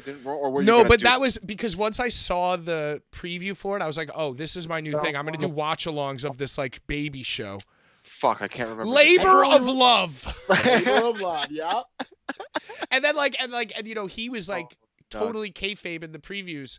He must have like worked those producers to high hell because he like his little talking head segment. He's like, I really want I'm this old and I really want a baby. It's like I want to get somebody pregnant. It's called Pump and Dump, I think, or Labor of Love. I'm not sure. One of those two. Pump and Dump. I like the sound of that. Oh my God! It was hosted by Charlotte from Sex and the City. Oh wow! This is getting deeper and deeper. You know what the best reality show name is? Farmer Wants a Wife. That's a good one. That's a good one. Oh my God. Yo, Farmer Wants a Wife and Labor of Love and Pump and Dump, they make Britt Baker on AEW Backstage look like an Emmy award-winning performance. Anyway, let's keep talking about this. Larry, I wasn't even saying the iPad, dude. I was saying like the bombastic. But that's what begat it. That's what begat. I know, Pat, but that's what started it. Then I started getting better and better iPhones, and social media started like becoming way more like, yeah, give a shit, post shit. And then I was already on the cutting edge of like crafting those like. One of my favorite things is the Mortal Kombat backstage pose, and I love getting that. I love getting because the guys are talking over the match. You know, I did it in Ring of Honor. I tried to do it everywhere when it's like a sort of like Marcus Mathers versus Jordan Oliver. Hey guys, do like the real like, oh, I'm gonna fuck you up. You know, like this is a game. You know, like you can do that with your phone. You know, so do it. Well, just fucking sit there looking at the match or fucking. You know? Unfortunately, what you failed to realize is what RSP knew a long time ago is that the internet is a lot smaller than you think. Yeah. That's the dumbest thing I've He's ever got like heard 10,000 anybody say. followers or something. Oh, you know? wow. He's Only in the half 10K. as many as the Blvd Bullies, huh? Interesting. Hey! Biggest thing in the whole entire world. You know, Larry, that's a really good idea with the iPad, but I don't think you realize how small the internet is. Yeah, well, I don't think Ricky Shea Page realizes that he's against the world. Yeah. His comments are against the world. Well, he is now just part of the world. You know, we just threw him in with the world at this point. But yo, dude, forget about the fucking iPad for a second. I'm talking about the bombastic, like tonal announcing, like the tonal, like guttural. yeah, like well. because and one thing that I always liked, and I stole from you myself because the first time somebody asked me to ring announce, I was just like, I'm just gonna do my Larry Legend impersonation, and the best one that I think of is like Casanova, Valentine, and it's like you're the things that a normal ring announcer would have down, you're bringing up and holding out. You know, you're like a lead singer out there, and now you got fucking Justin Roberts, you got Mike Rome, or what the hell's the guy's name? That's his name, Mike Rome. Yeah, and Samantha Ewing or whatever. They're all doing it. Yeah, and you know, and like. You know, yeah, they're all doing it. I absorbed a lot from anyone. That thing about putting the inflection in different places where the ear's not used to hearing it is total Michael Buffer. Do y'all remember the way that he announced The Undertaker at Madison Square Garden at that Royal Rumble? Oh my God. It was like a way that I had never heard or never thought that the word... No. He yelled he went, The Undertaker! Oh, like that's so good. He just kept going up the steps. It wasn't like, The Undertaker, which is right. Howard Finkel. The Undertaker! It was like, I was like, oh shit, yo, that makes that sound totally like no other announcer. So, yeah, it's a song. Everybody's name is a little song. And the best wrestlers that pick the best theme music kind of clue you into the way that they want their announcement to be. I know how to announce Eric Ryan because of that fucking Upon a Burning Corpse fucking song that he comes out to. I know how to announce Necro Butcher because of that America shit he comes out to. Drake and so on and so forth. So yeah, you just gotta, they're all jacking my swag, but it's okay. It's okay because the bigger thing is I just don't want that role to go away. I don't want that to just be a voice on the loudspeaker. I always want somebody to be dressed nice. I don't care if it's a woman or a man. I want somebody's hair done. I want the kids to be able to look at that guy and be like, oh, that's the guy, you know, that's the guy who says the shit, you know, like, because you know what?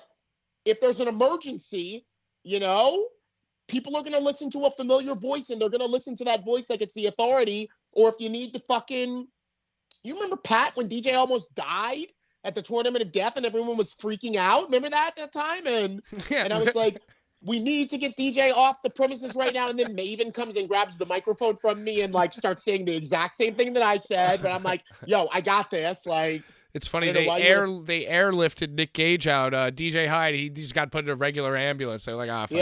Yeah, exactly. Because DJ just had a nick. Brian, you had your hand up. Please go ahead. Yeah, I have a question for Larry. I want to know, do you prefer announcing wrestlers while their music is happening, or while they're standing in the ring and then you do like introductions, or do you not have a preference? So, Brian, I like doing the ECW style, is what I call it, or big match Japanese. Japanese. Yeah, I like doing those, but there has been a time or two in CZW where my voice was so weakened and so tired, and this also happened at Joey Janela's Spring Break too, that I was actually benefiting from the fucking sound blaring too, and just kind of hearing the audible sound of this, you know, like they know, oh, he just said da da da, I clap, you know, like that's the sound cue, yeah, you know, that I've actually been like, oh, thank God that music is playing, because everyone would be able to hear how fucking like I'm like, oh God, I can't even talk, you know? That in particular, there are a couple announcements during the clusterfuck at Spring Break 2 where it just sounds like, because I was so tired by that town. But I killed the Sasuke Janela intro, like, and I was so nervous before I did that, because I was like, oh my God, this is great Sasuke versus Janela at Spring Break 2, and I'm so fucking tired, but I bodied that shit, just like I bodied Riddle versus Severn at the first one. Sick. Legendary Amazing. Shit, dude. Yeah, bro. It's not gonna last forever, but I'm gonna have a good time while I'm doing it. I like that. I like doing it with the music, because I find joy in waiting for the right time. The music tells you when to do it, bro. and like Larry said, it's like a song. It's like a yeah. So you become part of the song, you know. So and then I feel like you know, I mean, the wrestler will appreciate a big fight feel Japanese, but it's I feel hard, like if it's hard. I'm sorry to interrupt. It's like harder to do it without the music, because like Larry says, you kind of have like a crutch with the music going. You kind of have like a tempo flow when you're doing it a cappella. It's like you're just like it's just you talking. Yeah, right, sing that song, boy. Yeah, and you know, and I like the idea. Like it's special. I like the challenge of like everybody has a different speed in which they come out, so you don't want to hit it too early. So it's like there's like a little pocket where like the beat is like about to hit harder, and the wrestler's about to jump on the apron and do their little creator wrestler pose that they've all been fucking conditioned to do. You know what you're doing. You know, so I like that. I really like that. And you know, early on, I would like, you know, because I watched so much like Monday Night Raw where like you're announcing them as the fucking lower thirds coming up. In indie wrestling, it's not like now I wait for them to like start walking around. They have to get to like the corner post before I even think about, you know, and then sometimes I'll just wait. Like they'll walk around I'll let the music play. They walk around the whole fucking thing. Sometimes I forget. Sometimes I'll be into the music so much. I'll be really into the music, and I'm like, yeah, like Cass's theme. I'm not gonna lie, I love fucking Cass's theme. Cass will be standing right next to me, and I'm like, oh shit, I'm supposed to be announcing, like, next to me now, you know, because like, you know, you lose yourself. But yeah, you're the maestro, you're the master. Yeah. I like that. And plus, the music gives you a little bit of like, if you're going like. At the very end, if you're like kind of like losing it, it's like, well, there's music playing. I can try to just like be like, you know, like, do it all the time. You know, do it like, all the time. Yeah, let's not give away all our secrets, Pat. Okay, like let's not make this an expose on making Ryan Peterson the next Larry Legend over here. No, Ryan Peterson is the next PK. Actually, you know, have you seen his new jeans? Oh no, they're very tight. No, I'm just kidding. I just made that up. Yo, I wanna. What the fuck? I wanna. I don't know. I just thought it'd be funny to. You know, I was picturing Ryan Peterson. Yeah, I wanted to. That was what was. That was what was funny for me. Ryan in jeans. Ryan's always in a suit, right? I wanted you to picture him in the skin tight jeans. That's the only reason I said that. I just thought that's a funny image. Only thing that can contain him is that suit, Sean. You know he wears a. You know he wears a singlet under that. Oh, I thought it was a girdle. Oh, my bad. Let us stop. Brian Peterson. No, he's a good guy. He's a good guy. Yeah, he's a good guy. If you all of them are our cousins. All of them are our cousins. Some of them my sons. So. Same breed. All right, so here's what's going to happen in the last half hour of the show. Right now, Brian is going to remind you about the Super Chat giveaway. I'm going to remind you to perhaps become a member. Definitely like, comment, share, subscribe. Hit us up on Instagram as well. 3 million impressions in the first quarter of 2023. 7 to 8,000 new followers the first quarter of 2023. This is how we're going. Unlike RSP and Deathmatch Wrestling, Blvd Bullies, our upside is fucking right. So Brian, break us down, and then we're gonna get into mainstream wrestling, and we're gonna close with Sean telling us about how he was the medical attendant at MLW. So I know we First don't aid like Sean. First aid Sean, the Band-Aid on the boo boo boy. So What? I know that we hate mainstream wrestling. So that's the I love teaser. it. That's a teaser to stick around All right, because yeah, you're so gonna hear let's- boots on the ground. Brian, Got it, Brian. Go Brian. ahead, take it away. Brian, okay. So You are second- Brian. Yes. He's I am like, Brian, Brian. okay. I'm Brian. Hi, Super Chat. I've had a few drinks. Eric Ryan signed Series 1 ICW No Holds Barred card. Correct. The highest I is love now these at 10 cards. right now. The highest is 10. Free shipping. Free shipping. It's awesome. I ship it to you because I'm a good guy. Brian, okay. Second place, second highest gets the DVD. Second highest gets this Underground Wrestling Federation. Currently at $5. $5. And the Lord of the Rings DVDs, unfortunately, for all Already you gone. Tolkien Already fans gone. out there, off the table. Off the table. But you know what? Tune in next week because Brian is literally getting rid of his every single DVD he's ever owned. I'm upset because I might have like gotten rid of things that I should have gotten rid of on the show, but I'll find something. It's fun to do. You like these giveaways, guys? I love them. We all love them, Yeah. Brian. We It's love donations and we love giving things away. It's an We love integral part of the show. And the more members we get, the more donations we get, the more dope merch that we drop, and the more dope equipment we can get. Because, let's be honest. Look at all of our webcams. It's, we're hanging on by a thread here, all right? I don't have a tripod, as we saw at the We gotta beginning buy of this Larry a episode. tripod for I need his a phone. Tripod. Yeah. I'm gonna say I'm putting this out there into the universe right now. This is the 60th show, and I'm gonna say that this has been such a good show up until this point that this definitely needs to be on Spotify and Apple Music. Patrick, You know what, Brian? You have Here's to what I'm send going to me do. the audio. I'm going to Damn export it. the audio. You I'm say not this going to every edit it time. at all. I'm not going to edit it at He all. does I'm say going it to every time. I say I it don't even need it edited. It doesn't need to be because it's so perfect. This has been such a good show. Well, because and I usually at this enjoyed it time I'm greatly. so wasted that if I go back and listen, I'm embarrassed. But now I've Yeah, only but now had you're one on beer. antidepressants and you've had a margarita and a can, and we're having a great show. Dude. Yeah, my antidepressant is no longer answering Bull James's phone calls. Just Full kidding. calls? No, he doesn't call me.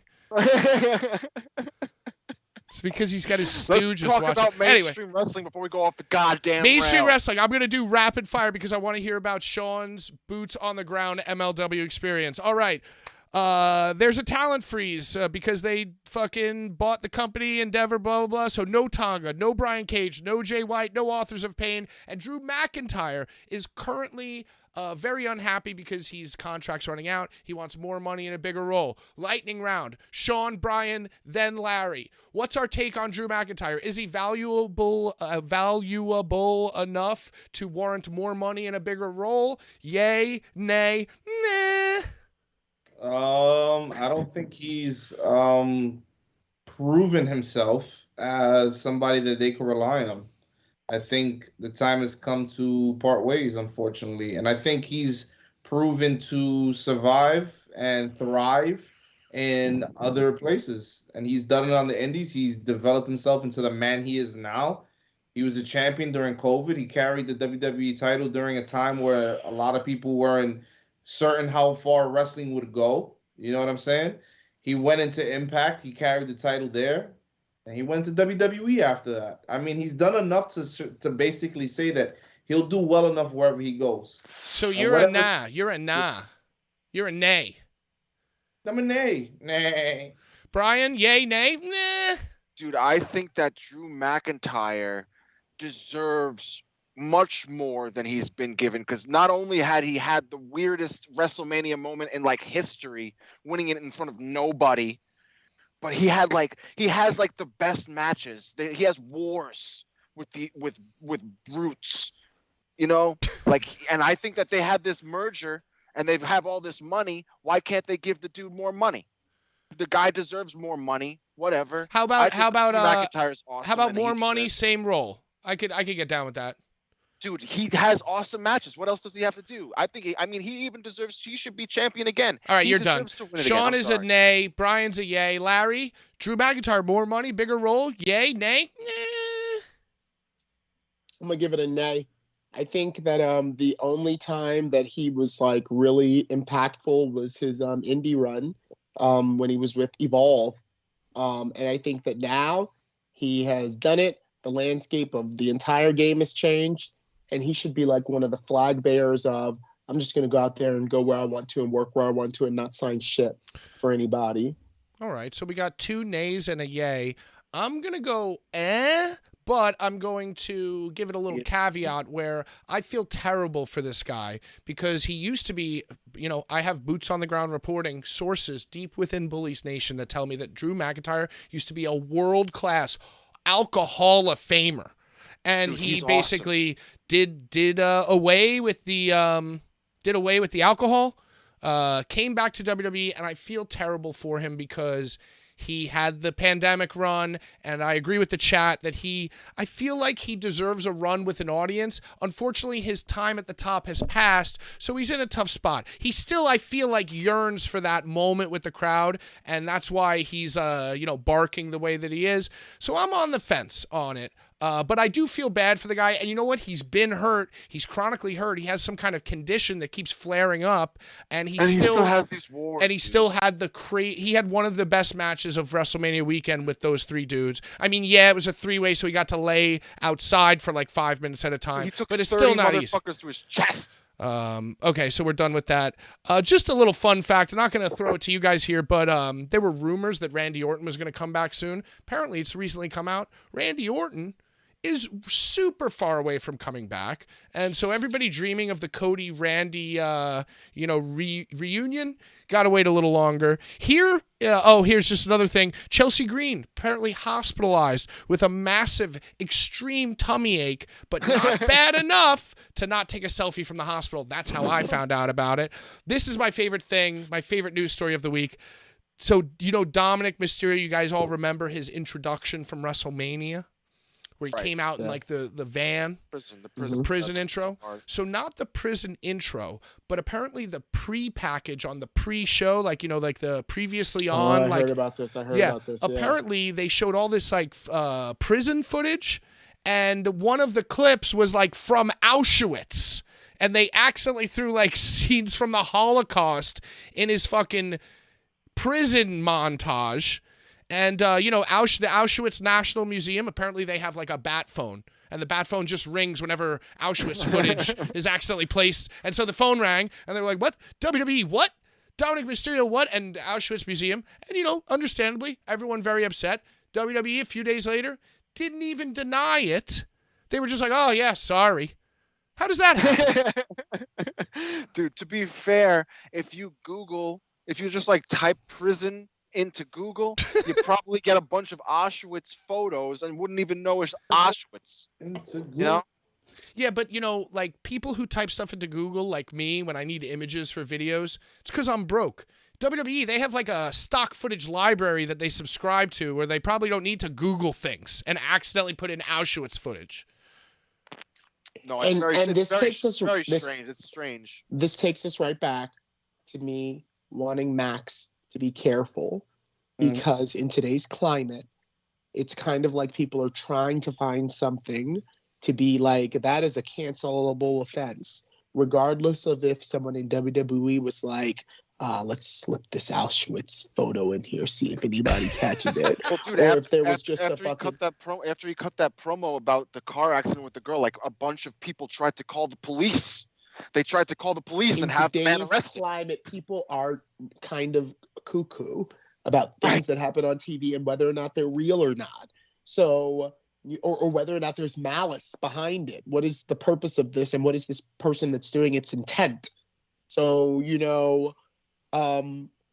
yeah, I heard that story and I kind of was like, how did someone catch this? Like, how is that person, what you said about the Auschwitz phone? Like, who recognized that out there and was like, yo, did you know? Like, someone must have seen. I think Brian blew the whistle.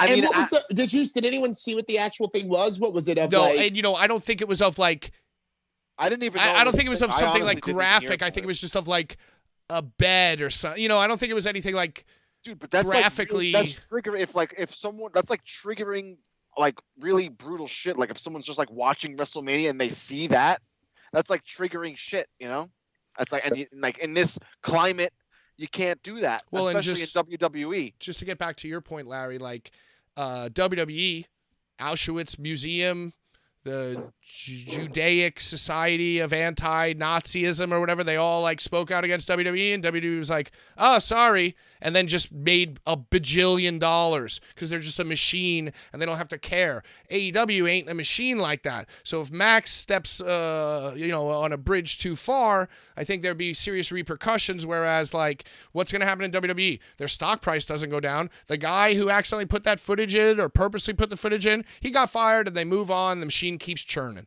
So, it's a different situation.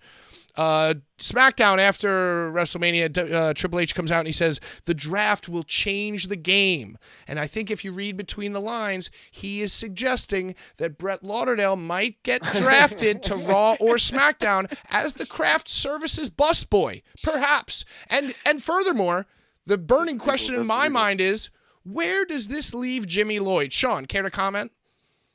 Well,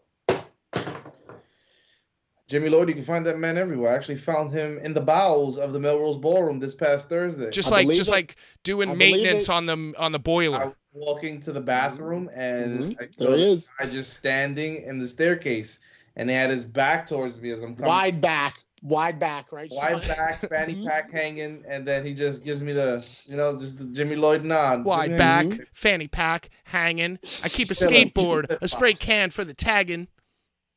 With his flip-flops. He was just chilling. Okay, lightning round. Sean, Brian, then Larry.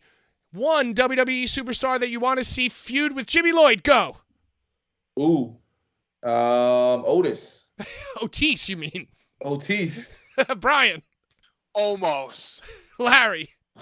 Sean, you took mine. I immediately said almost as well. I mean, Otis as well.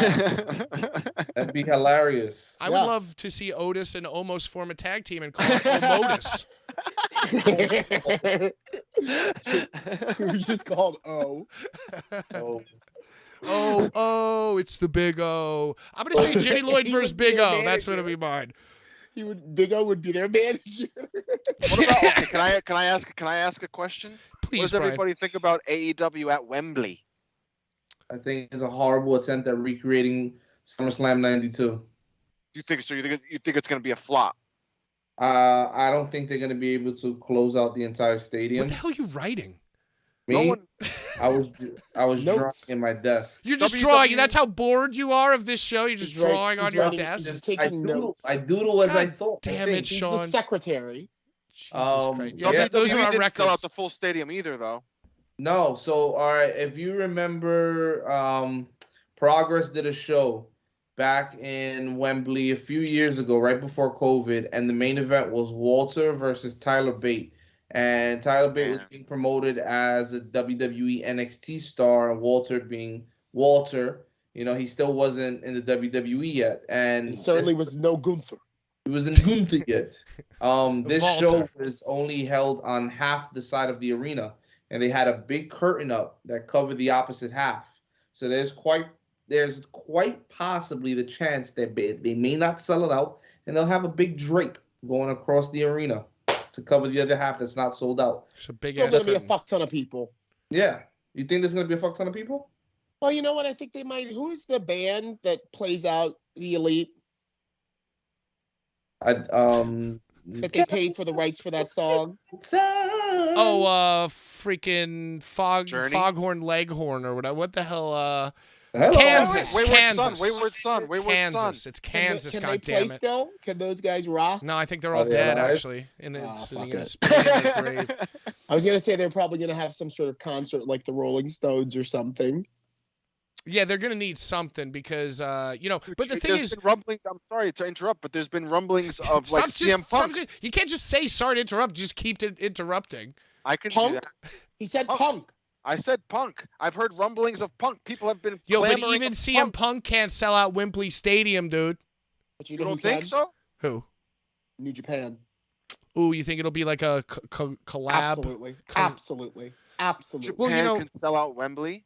Larry, AEW. Larry, you That's said that gonna it's be in going to be Chicago. packed. You said that it's going to be packed. 90,000 seats.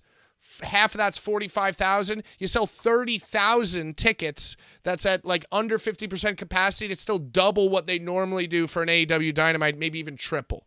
So, you know, I think 30,000 probably wouldn't look good from a fan photograph, but it might look good on TV, and it's still a success for them because you know that Tony Khan probably got that Chelsea Football Club, whatever the fuck rate. You know, you got the football rate probably. So that's what I'm thinking. Yo, Kansas better come back from the dead and fucking play that show. Now I'm going to be disappointed if they don't. All right, final discussion real quick before we get to Sean's boots on the ground medical report. I don't know if you saw this fucking press conference with Mercedes Moné,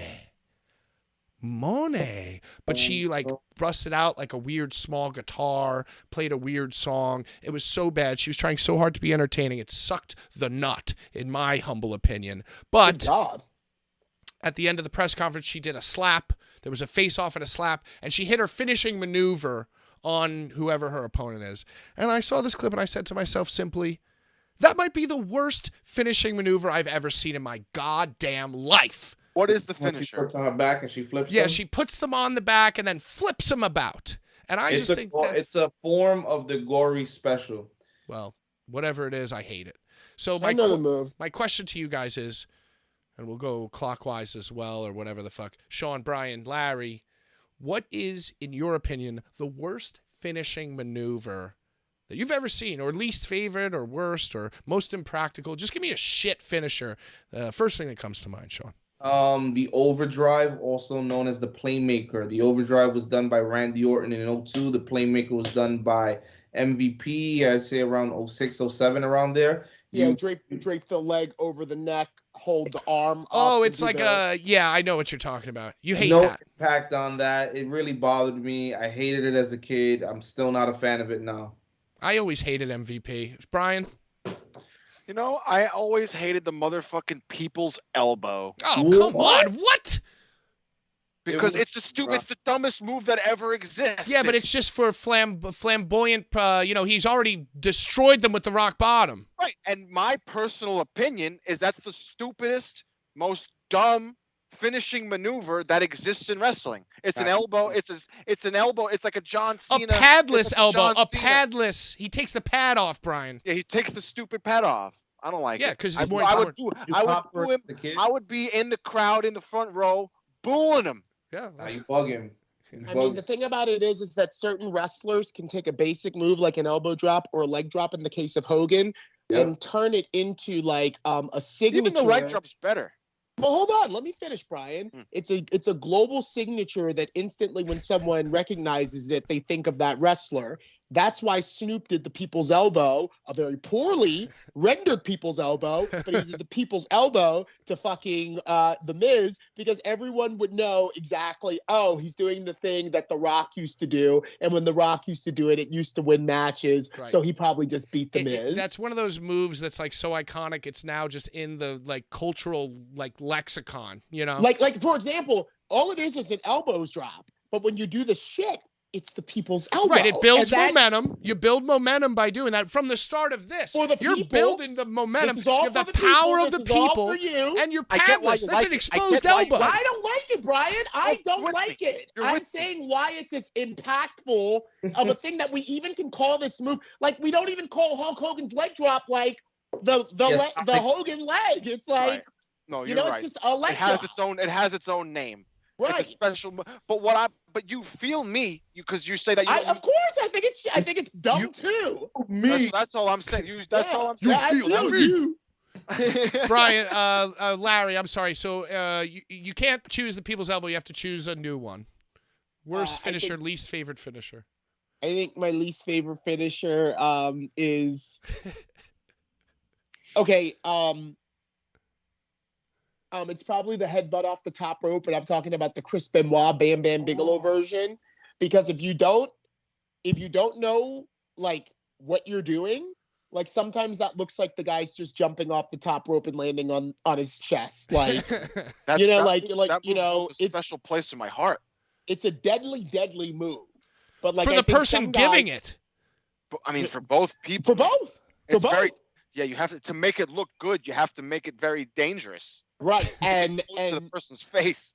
yeah, and for that reason, I think that, well, I guess it's not that widely used. I would say that this is my finisher. Like, hey, everybody, my finishing move is whatever that shit Byron Saxton, when the short little time that he was a wrestler in FCW or NXT, it was like a hip toss, but he was hip tossing him the opposite direction of normal hip toss. And when he would do that, he would flip himself to his front, I guess, to make it look like that he spun him one way and spun him so hard that way, it made me spin the other way.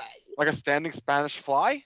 Like a record. No, but it was like a hip toss. You know, like a hip toss, like Brian, I take you and you go over that way. Right. Well, he would like do it, but with the opposite arm and like spin them away from him. And when he did that, he would spin the opposite way, making like a, look it up. It's one of the worst finishers in the history of wrestling. And it's kind of like, what just happened? It sounds terrible. It was like, what did I just see? The guys just spun in opposite directions. Who did that? I just am laughing at Steve going, Brian's worst finisher, one of the most iconic finishers in history. Well, it's really not his finisher. His finisher's the rock bottom. That's right. The thing. In every video game, the Rock people's elbow was bottom just the is way sig. better than the elbow. It was just the sig in the video games. I love me a rock bottom. Yeah. All right. Let's get to MLW. Boots on the ground, Sean. I don't know. Whoa! What's Pat's? Whoa, Pat. Oh yeah, Pat. What's your okay? So favorite I mean, favorite? I really hate the Mercedes Moné thing. I think it's ridiculous and so stupid and illogical. But I mean, I guess in modern times, like discounting that, I'm gonna go with the spear or the Superman punch. I think both of Roman's moves are only now. Have I warmed up to it because, you know, they made it logical. He has to hit 2 or 3 in a match. You know, it's like not his finisher really. It's just a powerful move. It drives your energy all the way down. Your energy, your energy bar is getting fucked up. But, you know, it's like, you know, listen, when I was a kid and Goldberg hit that spear, I was like, oh, yeah. Or how about Gore? Dude, when Rhino, all the different ways, he'd pick up the ref, use the ref as a battering ram. Dude, yeah, so I used to love the spear, but I think it's overdone, overused. But, I mean, I think that I definitely, just because of the hype behind Monet, I have chosen to hate on that finish because it's so fucking dumb. Like, yo, just hit a DDT. Why can't you just hit a DDT? It's like a whole freaking, like... It's a whole freaking thing, you know, and the Superman punch definitely reminds me of the people's elbow with the whole wind up with the fucking clock. And you're telling me that Mercedes Moné is like 88 pounds, and so she could get the person on their back. Okay, fine. You know, listen, she's using leverage. She has technique. Hold on. Let me interrupt here. Yeah. Correct me if I'm wrong. Mercedes Moné is a very, like, she's really into the Guerrero family. That's her, like, her main shit. Like the Guerreros. Because she's a mark, yeah. Exactly. Yeah. And now she's in Japan. So she's going to pick something that shows, like, hey, guys, I know to pay respect to the families, you know, like how you guys are Japan and these guys were Mexican. I know how to pay respect to them and to do a move that's not going to hurt anybody because I'm a pro. Like, so I wonder how much strategy it is in it for her to, like, be like, I'm not going to be able to fuck these Japanese women up the way that they fuck each other up. But I can do, like, a move that's, like, very, like, kind of like Japan. Oh, you know, when I hit it. Oh, you know, like that. That's the sound that comes over the crowd, yeah. Yeah, you know, like when Vader or Stan Hansen or fucking Dr. Death would make them do that at just being scared, you know. You know, yeah. Well, fair enough, but I just, like, you know, listen. You're a hater. I'm a hater, and also, you know, I honestly, I will give her credit where it's like, okay, you know, I'm sitting at home, I'm making my big comeback. I want to do my finisher, like a move that nobody does now. You know, so it's like, okay, points for originality and creativity. You know, she went on YouTube one night and watched every single wrestling video that ever existed and stole the move from whoever. But it just created a wrestler and looked at all the moves as she was creating a wrestler. It looks so stupid, and I hate it. Is it a move you've ever seen before? Is it? No, but I would assume it's Sean was right. It's a version of the Guerrero special, the Guerrero special, where you hook the guy. You know, it's a Mexican move. I'm sorry, I don't mean to be xenophobic, but like you can be as xenophobic as you need. Well, that's I'm sure you would, Brian. All right, I bet you if it was something where the guys were in fast motion and she could spin and do it, it probably would look a lot more spectacular. But she's just, you know, she sucks. Go ahead, Pat. She sucks, and yeah, I just think it's low impact. I think it's low impact and it sucks. Points for originality. She's Snoop Dogg's cousin. She's Snoop creativity. Dogg's niece. It's basically a glorified arm drag, and she could get bent, as far as I know. So all of us are right. 10 points for all of us. Me, Sean, Brian. No, actually not Brian, and Larry. Hey, here we Brian, go. I get Brian. My best friend Craig, who I went to WrestleMania 20 with and Royal Rumble 2000. He still just get so angry. He would get so angry. Not only that The Rock would use it, but that people would come up for it. He would get really angry that like the people around him would be like, why are you guys acting like this shit is something? He's just doing a move. He's just like, you know, like. Right. All right, so forget about that. We're done with that. Thank you for participating in all my discussions and lightning rounds. Sean, you texted me the other day and you said that you were at MLW and you were, I don't know. You said you were helping out the medical staff. Yep. Can you just walk me through this experience and tell me about all the injuries and all of your tasks and your responsibilities? I just want to know about your medical background and training and what you did. Well, you asked about my medical background and training, and I am certified in AED and first aid. I got that when I was a teacher, so I know a thing or two about saving a life. So all right, I apologize for doubting you. I apologize for doubting you. It's okay. So you were the most qualified then at the show. Into a room the way I do, you'd have a couple thoughts in your head as well. You were a licensed Band-Aid applier. I apologize. I was a licensed Band-Aid applier. Yes, I was. So I am there. Did you apply Band-Aids? No, I did not. It was but you got to be on New York State Athletic Commission requires that someone is on the scene that has that license or that certification. Oh, so you saved the show. They needed somebody. I didn't save the show. So my boy Doc, you know Doc, the guy who would do the show. Oh yeah, that guy who's a doctor. Yeah, I know him. Yeah, Alex Arroyo. So he usually does the MLW shows, and you know I go over with my boy Beans and we help him out. And somebody carries a bag, somebody carries the stethoscope, and you know, by the end of the night, I'm a doctor. I become Dr. Martin Van Nostrand. By the end of the night. I know exactly what you're talking about, Sean. I see it at a lot of shows. It's like there'll be the main guy, and then there'll just be two other guys with him, and I'm like, yeah, who the fuck is these? I had a cob pipe. I had a white jacket, that stethoscope around my neck. I was going to ask you what you wore. What did you wear? Did you wear medical personnel outfits or things? No, so when we got there, the security was like, what you mean you're medical? We're like, we're medical. And I'm going in there with a camo jacket, a black sweater. I look like I'm about to rob the place. He said, what you mean you're medical? So then my boy pulls out his ID. He's dressed the same just as us. Like, you wouldn't think this guy's a doctor. So we go inside. Carry the bags up. We go upstairs. I get upstairs. You know, I go outside. Do what we do when we go outside at shows. Larry, Brian, you know what I speak of. Yeah, was Leo there? We're just hanging out and just shooting the shit, and you know, see some familiar faces there. Hey, how you doing? Good to see you. How's it going? How's it hanging? Low and heavy, and that's all that matters. By the end of the night, Akira split Alex Hammerstone's groin. He was carried out of there, and they had to tend to the big fella on the staircase. So you fixed Alex Hammerstone's groin. No. He demanded to get out. He can do it himself. He is not flexible. That's what he wants everyone to know. I am not flexible. I would imagine not. Akira's in a stable with RSP, is he not? Yeah. So they were in. It was called, I think, War Chamber, and it was in a cage. It was. Was there blood? Was there blood? It was Hammerstone tagging with SGC. So you had Mance Warner, Matthew Justice, and one called Manders, and they were going up against Raven's crew, which is Akira, RSP, some big guy, and Delirious, ROH Delirious. Sick. Hunter. Yeah, Was there blood? there was blood. SGC went off, and I'm pretty sure the New York Commission was not happy because it was a bloody mess. There were Who? chair shots to the head.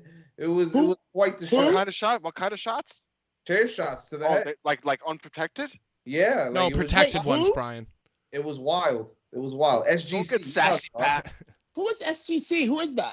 What do you SG mean? SG Second Gear Crew. Oh, Matthew okay. Justice AJ Gray was there? No, No, AJ, no. AJ, Oh, no. okay.